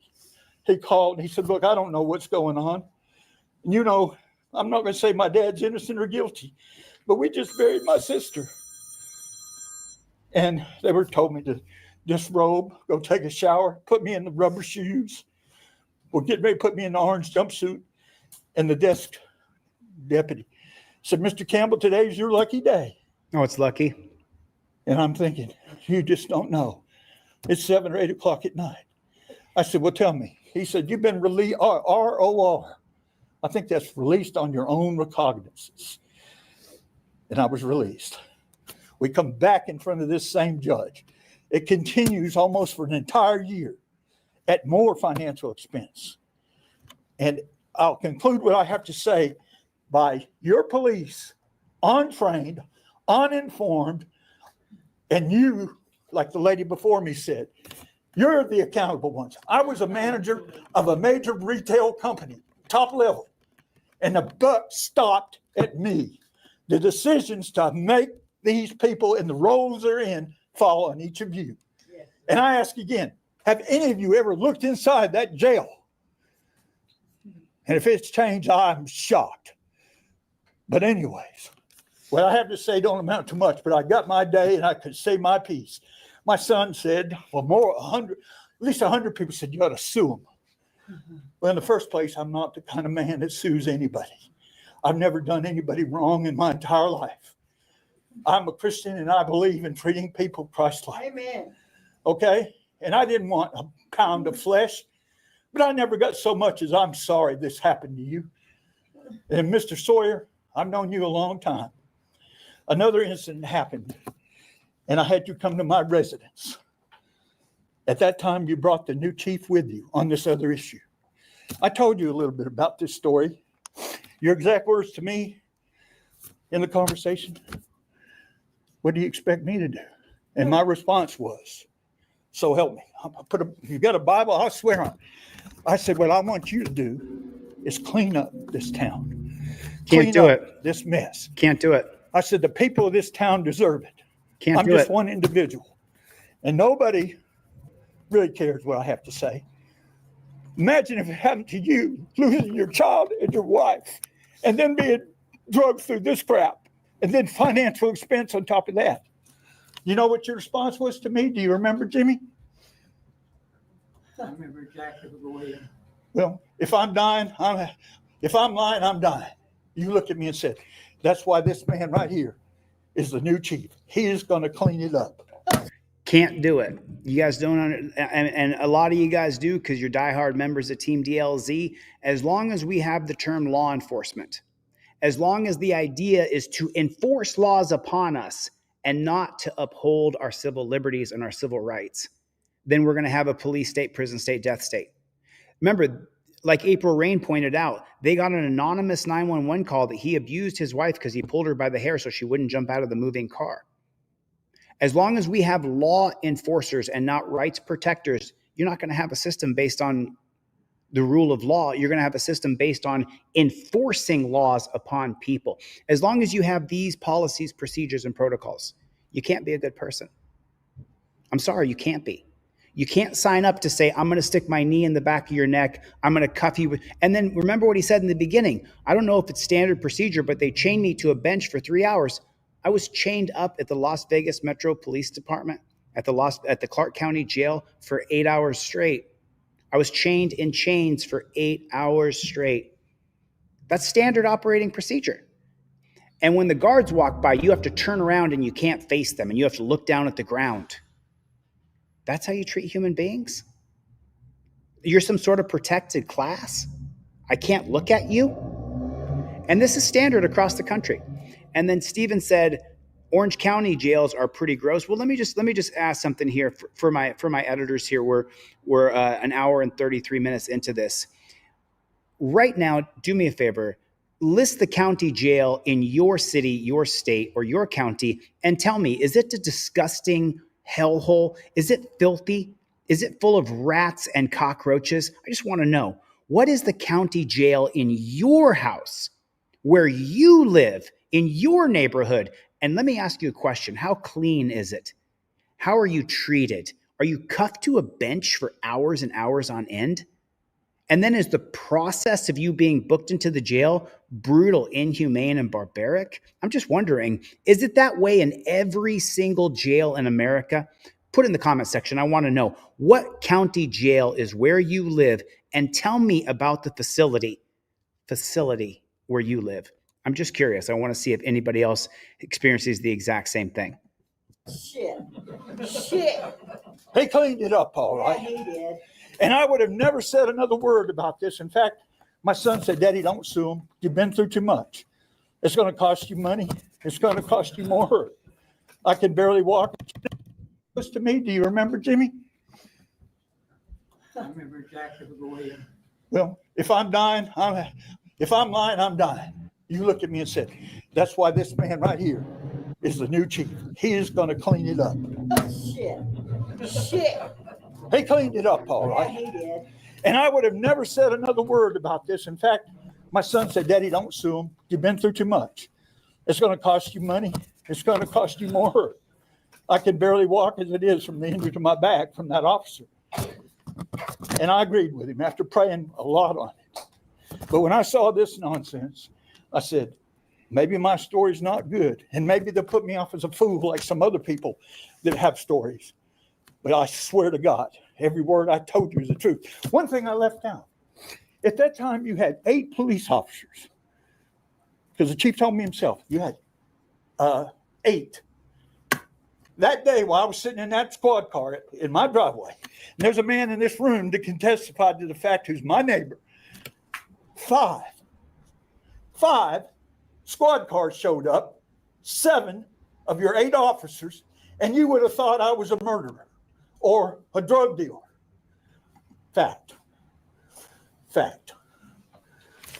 Then one of them told my neighbor in this room, who I don't know if he's going to speak or not, but that night before I buried my daughter, or the funeral, when they came with that warrant and they left, my good neighbor came over to check on me, see if I was okay. When he was walking through my yard, and if I'm misquoting you, sir, you know who you are? He said, one of them officers stopped me, or I asked him what's going on. And he said, Hanceville, please, we're not through with Mr. Campbell yet. Is that professionalism? I say no. So I conclude my remarks. I love this town. I wouldn't have brought my family here and lived all this time if I didn't. And some of you lived here longer than I have. It just got to have an input to it. If it don't, it's just a continuation of the same thing. And it's happened too many times in my lifetime. And it got worse in the last 3 years. Anyways, I conclude my remarks. I appreciate your time. I hope this sinks in. Yes, I'm mad and angry and upset. Put yourself in my position. How would you feel? Very good. Everybody, welcome Danelle Brown. Thanks for coming, Danelle. I appreciate it. Thanks for the memberships. I appreciate that, Danelle. So listen, there's more here. There's more in Alabama that a friend of mine emailed to me. And so I want to show that there's even more. It's not just the scholarship program that they're creating inside of Alabama. They also have created a new bill that makes it so that the cops have more immunity. Besides this, and I'm going to show this one more time. Remember, you're paying for the cops' kids' education in Alabama, right there. Law enforcement program. The Alabama House of Representatives Tuesday approved a bill that would allow dependents and spouse of law enforcement to claim a $3,000 scholarship for post-secondary. HB 188 has to be stopped. $10 million from the Educational Trust Fund to go to cops' kids. Why is that? Why is that? If you're from Alabama, did you know that was happening? Did you know that was happening? Because you should know that's happening, and there should be a stop to HB 188. There should be a stop. And then right here, here's the other bill. Alabama House would expand legal immunity for law enforcement officers.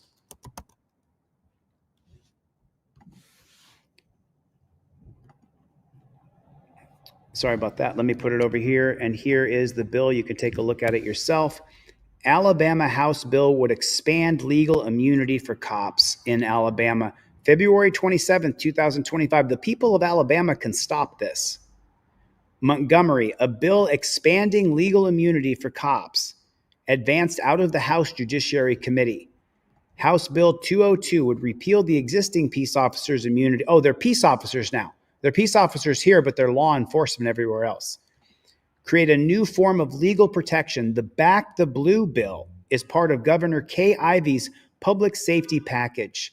The bill would shield cops from any civil lawsuits unless the officer was acting recklessly without law enforcement justification or violating someone's clearly established rights. It also allows for criminal protection.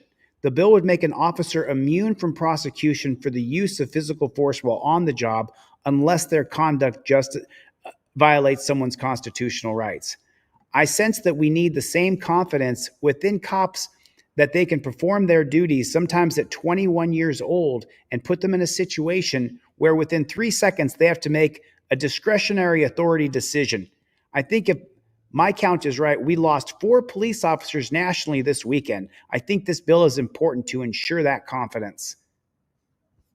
Samuel said Representative Rex Reynolds. Samuel Hooper with the Institute for Justice says the vast majority of qualified immunity cases do not involve situations where an officer has to make a quick decision. Nearly 20% of them involve retaliation for speech. A police officer or some other government official seeks to dislike someone, when a police officer or some other government official takes a dislike to someone, maybe at a town meeting or somewhere else, they will seek then to arrest you in retaliation. Hooper says the Institute for Justice is very concerned about the bill. He has worries that if it passed, the process of prosecuting the bad actors would be a lot more difficult. What it basically does is it takes the concept that already exists in federal law, qualified immunity, and it entrenches it at the state level where currently does not exist. Already, police officers and other government officials in Alabama have quite significant protections if they're being sued for violation of constitutional rights. This bill, unfortunately, is going to raise that hurdle to make it even harder. Under the bill, both civil and criminal cases, there would be procedures to pause legal proceedings while the officers work to establish that protections apply. It's across the country. I mean, don't you understand? Don't you understand? You can't have these policies, procedures, and protocols and have a peacekeeping force. You have a law enforcing. We're going to enforce laws upon you. And then if they enter into your world to help you out and you don't like the help they're giving you, then they charge you with crimes. It is just so unbelievable. You guys can get my board game coming out in April. Pre-order Constitution HQ. You can have that. It's coming out soon. You're welcome, Trenton. We don't stop. We don't stop. We don't stop. Before you know it, oh, it's happening now. So Kelly here said, before you know it, we'll not be able to post bad police videos. Just wait. That happened this year. The censorship on YouTube is unbelievable. There's a video I want to show you. I want to show you of this dog. Thanks. I haven't seen these. I haven't seen everything. I'm sorry, you guys. I'm looking at stuff and reading stuff in the background.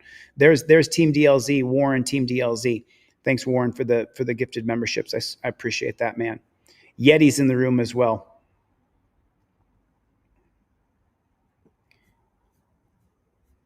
Chevy, Cope Dogged Dog. Cope Dogged Dog, are you still in the house? And there's Warren with the 5 memberships. Thanks a lot, Warren. I appreciate that.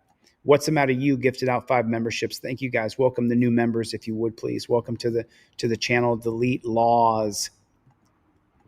I posted Henry's page and got pinned by SuckTube. I don't know what that means exactly, Brandy, but I would like to know more for sure. Steve Conkler's in the room, everybody. A couple more things I want to show you here because I can't do everything I'm doing. So now check this out. If you live in Montana, check this out. Bill would allow strip searches for misdemeanors. For misdemeanors. The bill would allow strip searches of misdemeanor offenses in Montana. There have been escalating safety concerns across Montana regarding the smuggling of drugs into correctional detention facilities. House Bill 605 would try to mend the current strip search regulations. Cascade County Sheriff Jesse Slaughter explained, back in 2013, the legislature passed a bill that basically said, unless we had reasonable suspicion, we could not strip search misdemeanors. Well-intended bill. I fundamentally agreed with it conceptually. I believe that if you do have a very low-level crime, you shouldn't have to be strip searched. However, the criminal element and our criminal organizations in the community inside of our jails have now exploited that. House Bill 605 would allow strip searches of individuals who will be held in a jail or correction facility for more than 12 hours, which is everybody. It'll make it much more difficult to sneak drugs, and it usually takes 12 hours on a misdemeanor where someone goes to the general population. So, like I said, everybody. And let me just explain something here. The people who are bringing the drugs into the jail are the jail guards. The people who are bringing in the drugs are the prison guards. Once in a while, when I was in the Clark County Detention Dungeon, I asked a dozen different guards, how many people do you catch stuffed up their butt? The lowest estimate I got was 1 out of 500. That's 0.2%. But yet you all need to have your butt looked up, every single last one of you. For a misdemeanor in Montana, you have to have your butt looked up. Don't be stupid. Of course you do. Everybody inside the Cascade County Detention is innocent until proven guilty. Yes, this is an intrusive search technique.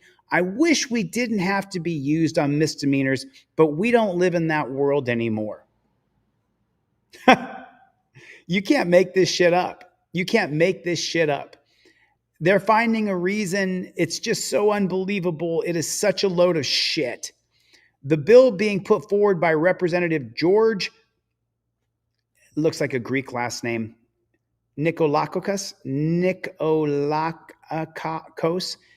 Okay, let's see. Representative, I'll bet he's a Republican. What do you want to bet? What do you want to bet? HB 605 is cruel and inhumane, and there's no justification for strip searching an individual who's incarcerated for a misdemeanor, regardless of how long they're in custody. Our Constitution provides that the dignity of the human being is inviolable. 605 is out of step with our Constitution. Republican. There it is right there. There it is right there. He's a Republican. You know, I identify with a lot of conservative principles, but what you people don't understand, all of you Trumpers who are Trump, Republicans fuck us the most. They take our civil liberties the most. Every gun law, the 1934 National Firearms Act, the 1938 part of the, I'm going to get them confused, but one's the National Firearms Act, one's the Federal Firearms Act, 1934 and 1938, passed by Republicans. Republicans. Every single time your Fourth Amendment stripped is passed by Republicans. Every time your rights, your Fourth Amendment right has been violated, it's passed by conservative Supreme Court justices. That's just a simple fact. That's just a simple fact. So you guys who are all chanting, oh, Trump, he's the best, really? Because last I checked, let me see if I can find it. Everybody's wondering why the Epstein list hasn't come out. How come? Why hasn't the Epstein list come out? How come? How come the Epstein list hasn't come out? Donald Trump named in Epstein files after 2 mystery flights on private jets. There it is right there. Along with Bill Clinton.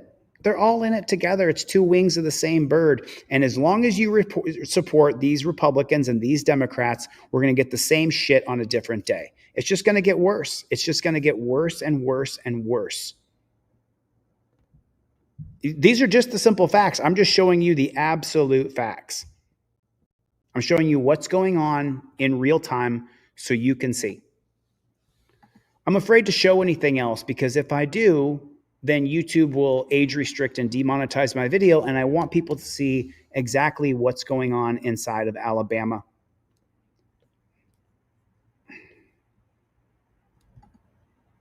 Trust me, if they strip searched me, I'd want the footage so I could scare people and make it a horror film. It's just unbelievable. I'm just reading some of the comments over here and seeing what you guys are saying. West Virginia has always done that because they love the brown eyes. Of course they do.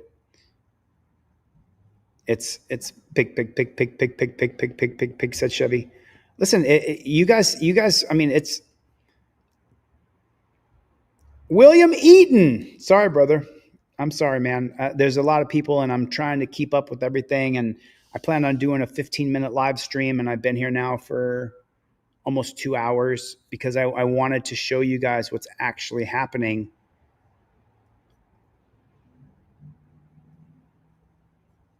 Yeah, that's right.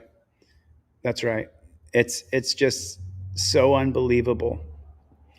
We're just living in a real disgusting reality, and I'm just tired of it. I'm tired of people believing that Republicans are good people. Republicans strip our rights the most. Republicans give away your rights the absolute most, and that's the plain simple fact. I'm going to show you something here out of, I believe it's Cape Coral, Florida. So let me show you guys this. So you guys, because everything we're doing right now is based on legislation and policy. An ordinance of the So check this out. This is out. Thank you. Councilmember Long. Thank you, Mayor. First of all, throughout the course of this evening, you've heard what we all do. I want to know what you do because this home is beautiful. I was just going to make a comment, which I think we've already kind of deduced it down to. It sounds like we've straightforward through and found that they've met it, and unfortunately, is it? Councilmember Kilrain. Yeah, my comments were two, really. I wanted to bring out the fact that you built FEMA compliant and you built it within that regime of the FEMA analysis. Also that we're not here to settle, as Councilman Long had pointed out, a civil dispute. We're here just to look at the vacation part of that, and that's what we have to focus on. And I would be supportive of this. Thank you.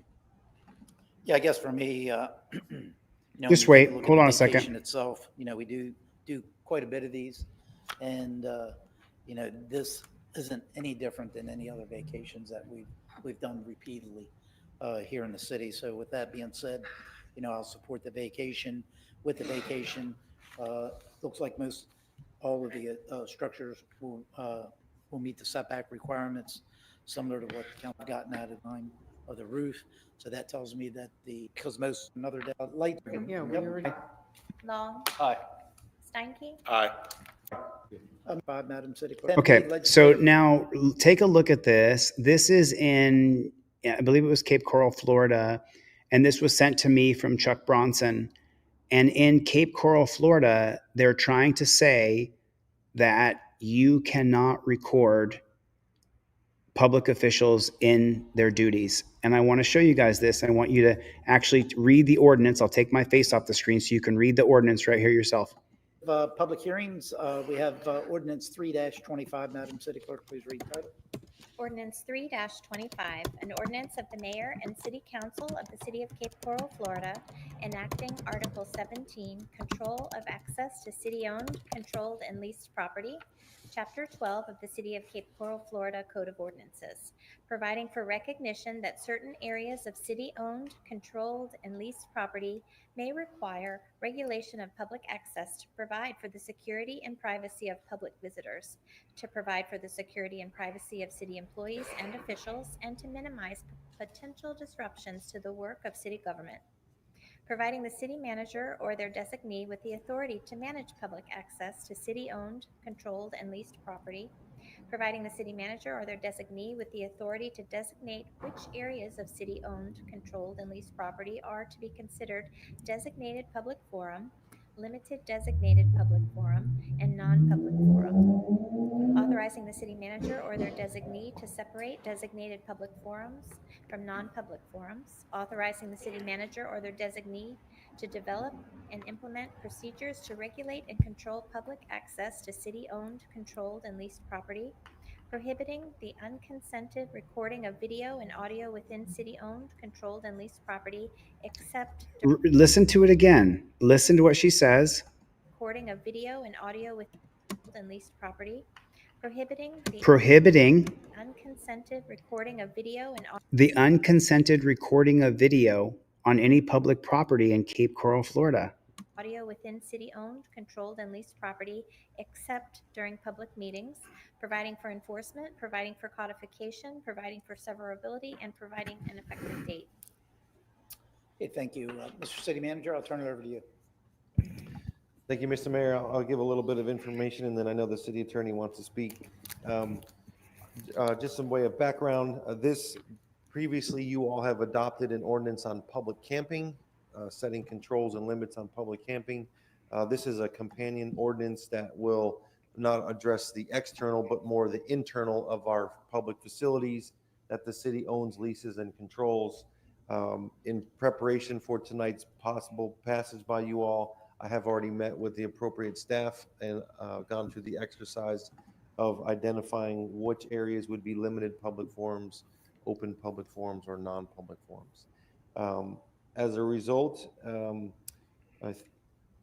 we stand by for any questions, but again, this will address what can be done inside the buildings and what expectations member of the general public have once they enter our facilities. And I'll just add to that. So this is stemming from some federal court opinions that have been issued in regards to conduct of those individuals that may enter a governmental facility and or their property and engage in conduct that is inappropriate or inconsistent, and therefore expose themselves to some type of law enforcement action. There has been a body of federal case law that has emerged that have authorized the designation of certain facilities and the surrounding parking areas by way of whether it is a designated public forum, a limited designated public forum, or a non-public forum, and what can and cannot be permissible for those individuals who may come to the governmental facility and conduct either themselves unlawfully or lawfully consistent with what it is that they are engaging with, which is legitimate governmental business. So what this ordinance does is it does identify the city manager's authority to identify the facility and whether or not it's going to fall within one of those three criteria. But it further also, in fact, identifies facility rules and identifies what can and cannot be done, and therefore putting that out there. So in the event that there is an individual who may conduct themselves inconsistent with the facility rules, it will then grant us the legal authority to take enforcement action, and that enforcement action can in fact yield to an arrest. The facility rules are that you can't record in the public building, and then that equals that you can be arrested. Look at him with his gold chain Guido. Look at him. And to avoid any potential constitutional challenge where you may have heard that they have a constitutional right to be there. We do have a constitutional right to be there, brother. And when the things are done that I'm doing, I'll see you soon. Or to do something that is in fact not accurate. This ordinance does in fact comply with federal law and does grant us the ability to take that enforcement action without fear of a constitutional challenge based upon that action occurring. Oh no, you're going to have fear of he said this allows us to take the action without fear of a constitutional challenge. Federal law, and does grant us the ability to take that enforcement action without fear of a constitutional challenge based upon that action occurring. So that is precisely what this is meant to do, and it does in fact facilitate our ability to ensure that when someone comes here for legitimate governmental purposes, for example, getting a passport or getting a permit, it does not permit someone to disrupt the ability for us to conduct our legitimate governmental business. I've never heard that tape, Mr. Bones. And it grants the city manager the ability to identify what can and cannot be identified as a public forum versus a non-public forum. And I can answer any questions if you have. Okay, thank you. I now open up public hearing. Anyone wishing to speak on ordinance 3-25, please come forward.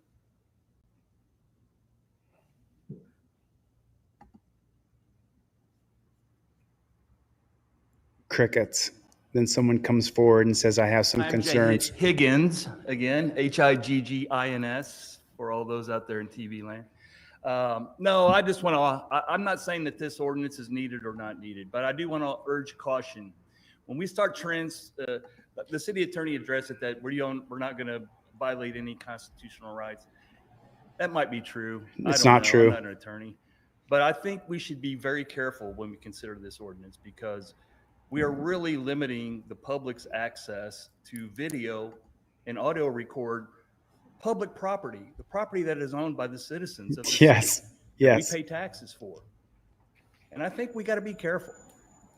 When we started limiting First Amendment rights, what's next? What other rights are you going to take next? This is that slow travel into that gray area of what's allowed and not allowed, and what's dictatorship and what's freedom. So I think we need to be careful, and we need to consider that. Thank you for your time. Thank you. Anyone else wishing to speak on citizens' input? That's it. That's it.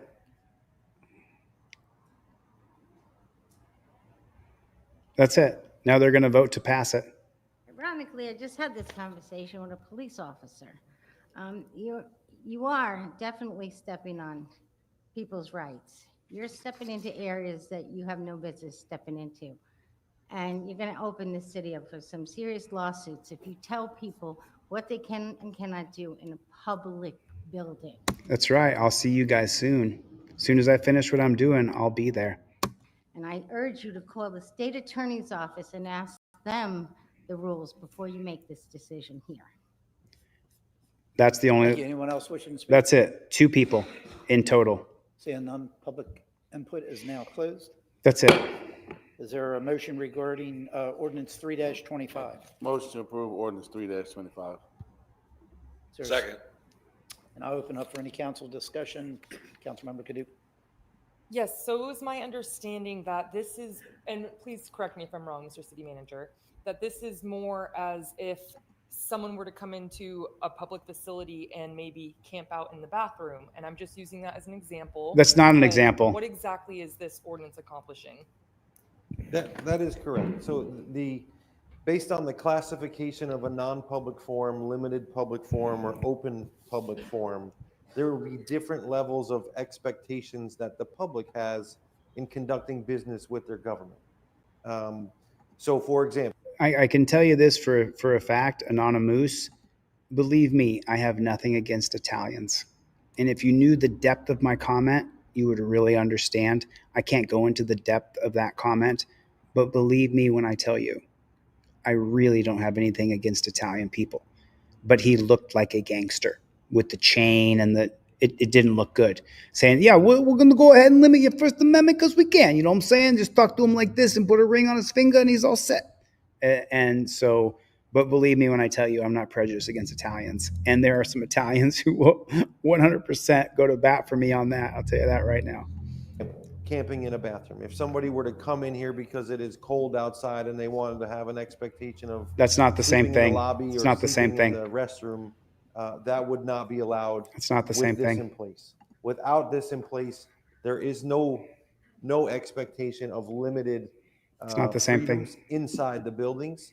Right now, it's only external through the public camping ordinance. That is one situation. We could go through a whole list of all but the idea is, what is the expectation of the public when they come in? And consider a non-public forum essentially being anything behind a swipe card. There should be no expectation of anyone in the public to assert a right to get into any area that is behind the swipe card access. For example, once this meeting is over, this is no longer a public.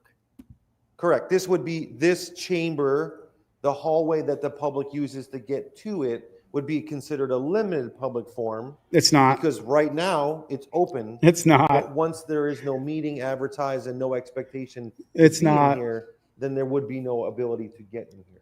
And so that would be, this would be considered an example of a limited public forum where the public's expectation to be in here is limited to a specific use during a specific time. Thank you. That is not true. Councilmember Kilrain. Yeah, thank you to my two favorite public speakers, citizen commenters. Basically, I went through similar things and was going to ask city manager to give some examples to get a feel for the extent to which this was being applied. And I can assure you that as this goes on, as we engage in that process, if there are issues which come up that are bordering on and teetering on imposition, we'll be talking about it. So trust but verify, and we'll let it go forward. I'm going to be in support of this. And I'm in support of it based on it being executed with the proper judgment. And I trust city management to do that at this point in time. So, thank you. Of course you do. Your government. Thank you, Mayor. Yes, I also concur in support of this. And could you just, Mr. City Manager or Mr. City Attorney, this is part of the statute from the governor, right? That stated in that statute about public camping that each Has county and nothing to do with it. municipality would have to create their own ordinances to define it and be able to hold folks accountable and enforce it. It has nothing to do, filming in public has nothing to do with public camping. It's apples and oranges. Not even. It's broccoli and candy bars. Correct. That's separate.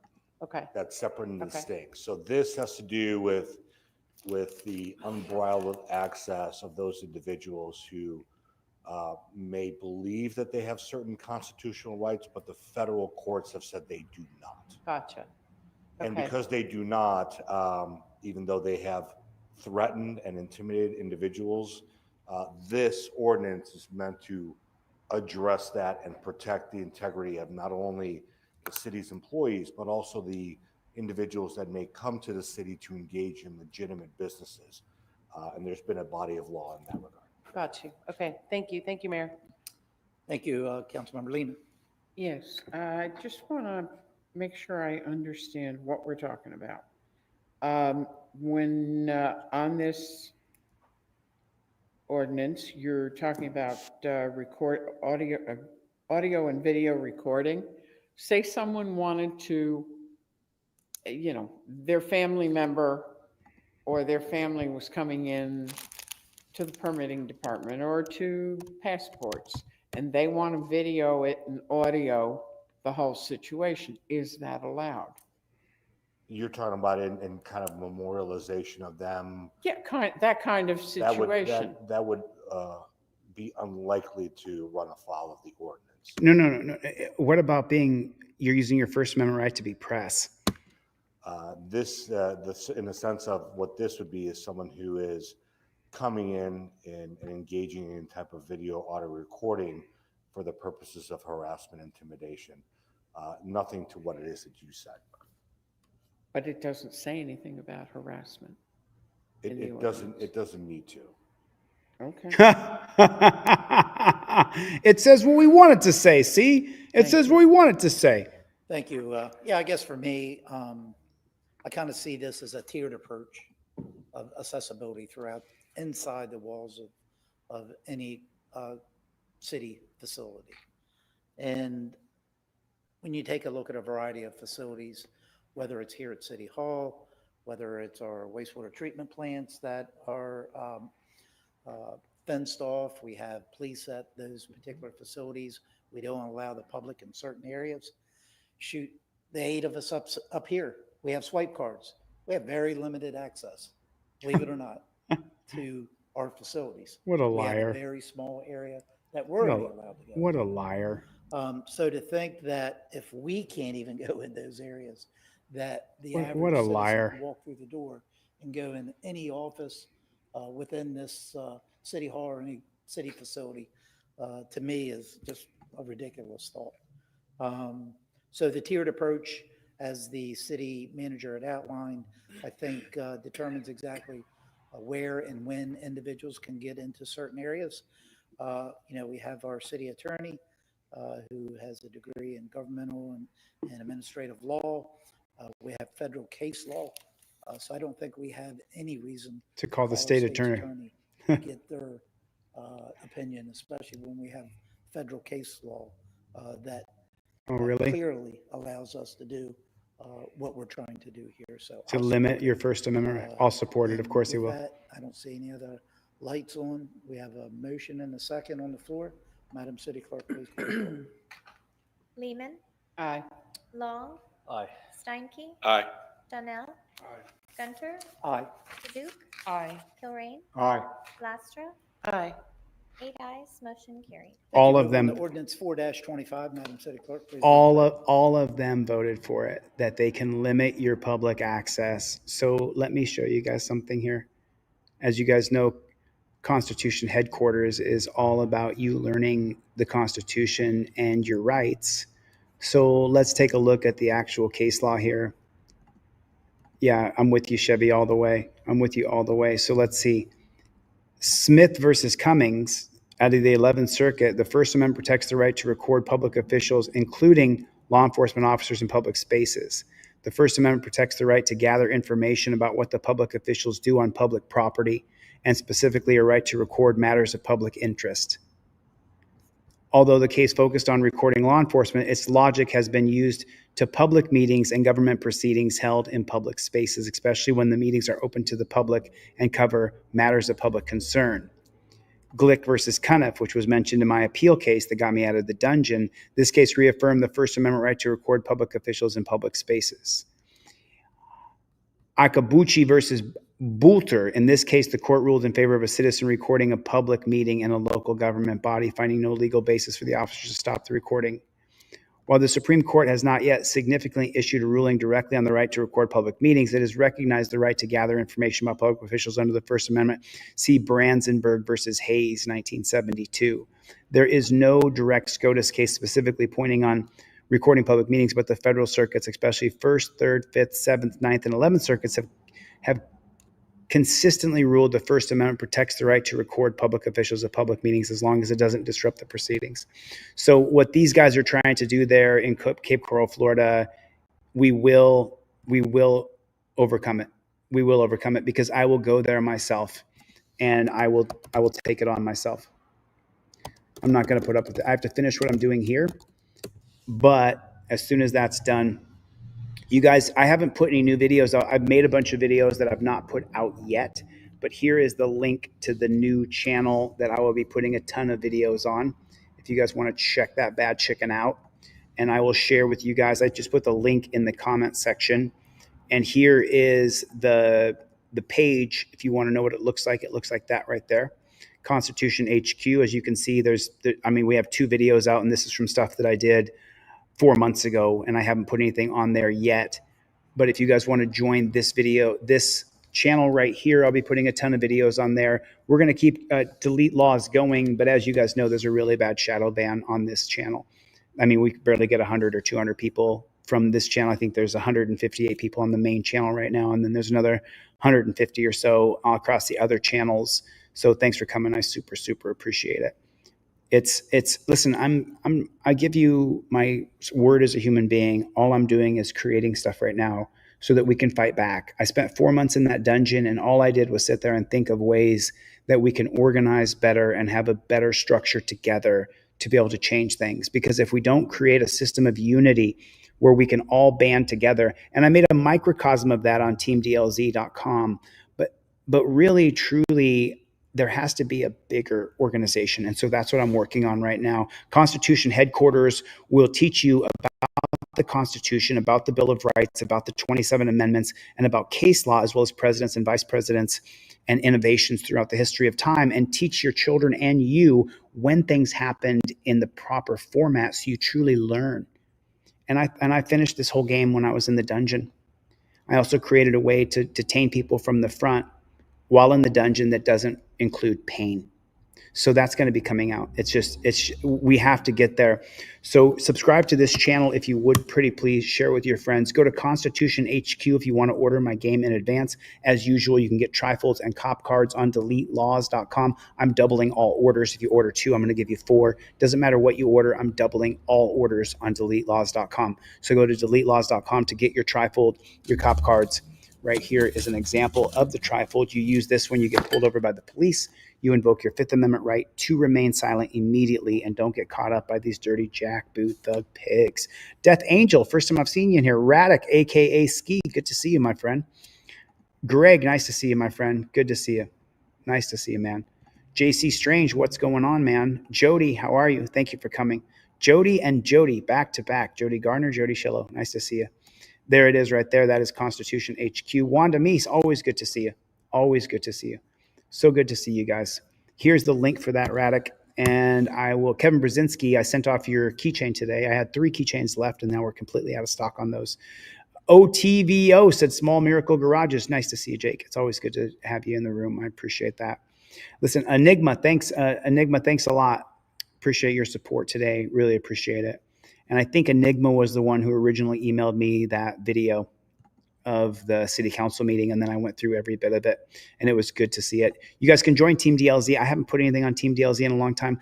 These are what Lane Myers call his shareholders. These are my shareholders on teamdlz.com, people who support what I'm doing, and they realize that I'm never going to stop, because we don't stop. I will not stop. I appreciate your support on teamdlz.com. I'm sorry I haven't put a lot of videos on there. I'm actually going to put one on there.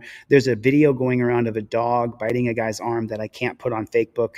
I can't put on YouTube, China, United States government. So I'm going to put it on teamdlz.com. You should see this dog attacking this guy and ripping his arm off. It's horrible. It's absolutely horrible. Nice to see you, Top Tamale. Top Tamale. Thank you. I appreciate you, man. Artle, nice to see you, man. Nice to see you. There it is right there. Chevy, what's up, Playboy? And then we got Cope Doggy Dog, Greg, Bruce, Mikey B. I haven't seen Mikey B in here today. I saw him last night. Me too. I got to get the flock out of here. Gloria, love you. I'm with you all the way. Butch the original. I'm with you all the way. Dan Hanlon and Danelle Brown, 2 of my favorite people, are in here. Really appreciate you, man. Yeah, there's a horrible video going around. Yeah, I'm going there to Cape Coral, Florida, and I'm going to challenge that ordinance.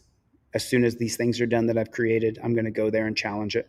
Listen, I've got to get the flock out of here. Thank you for coming to my TED Talk. I will see you guys on the next one. Later, Gators.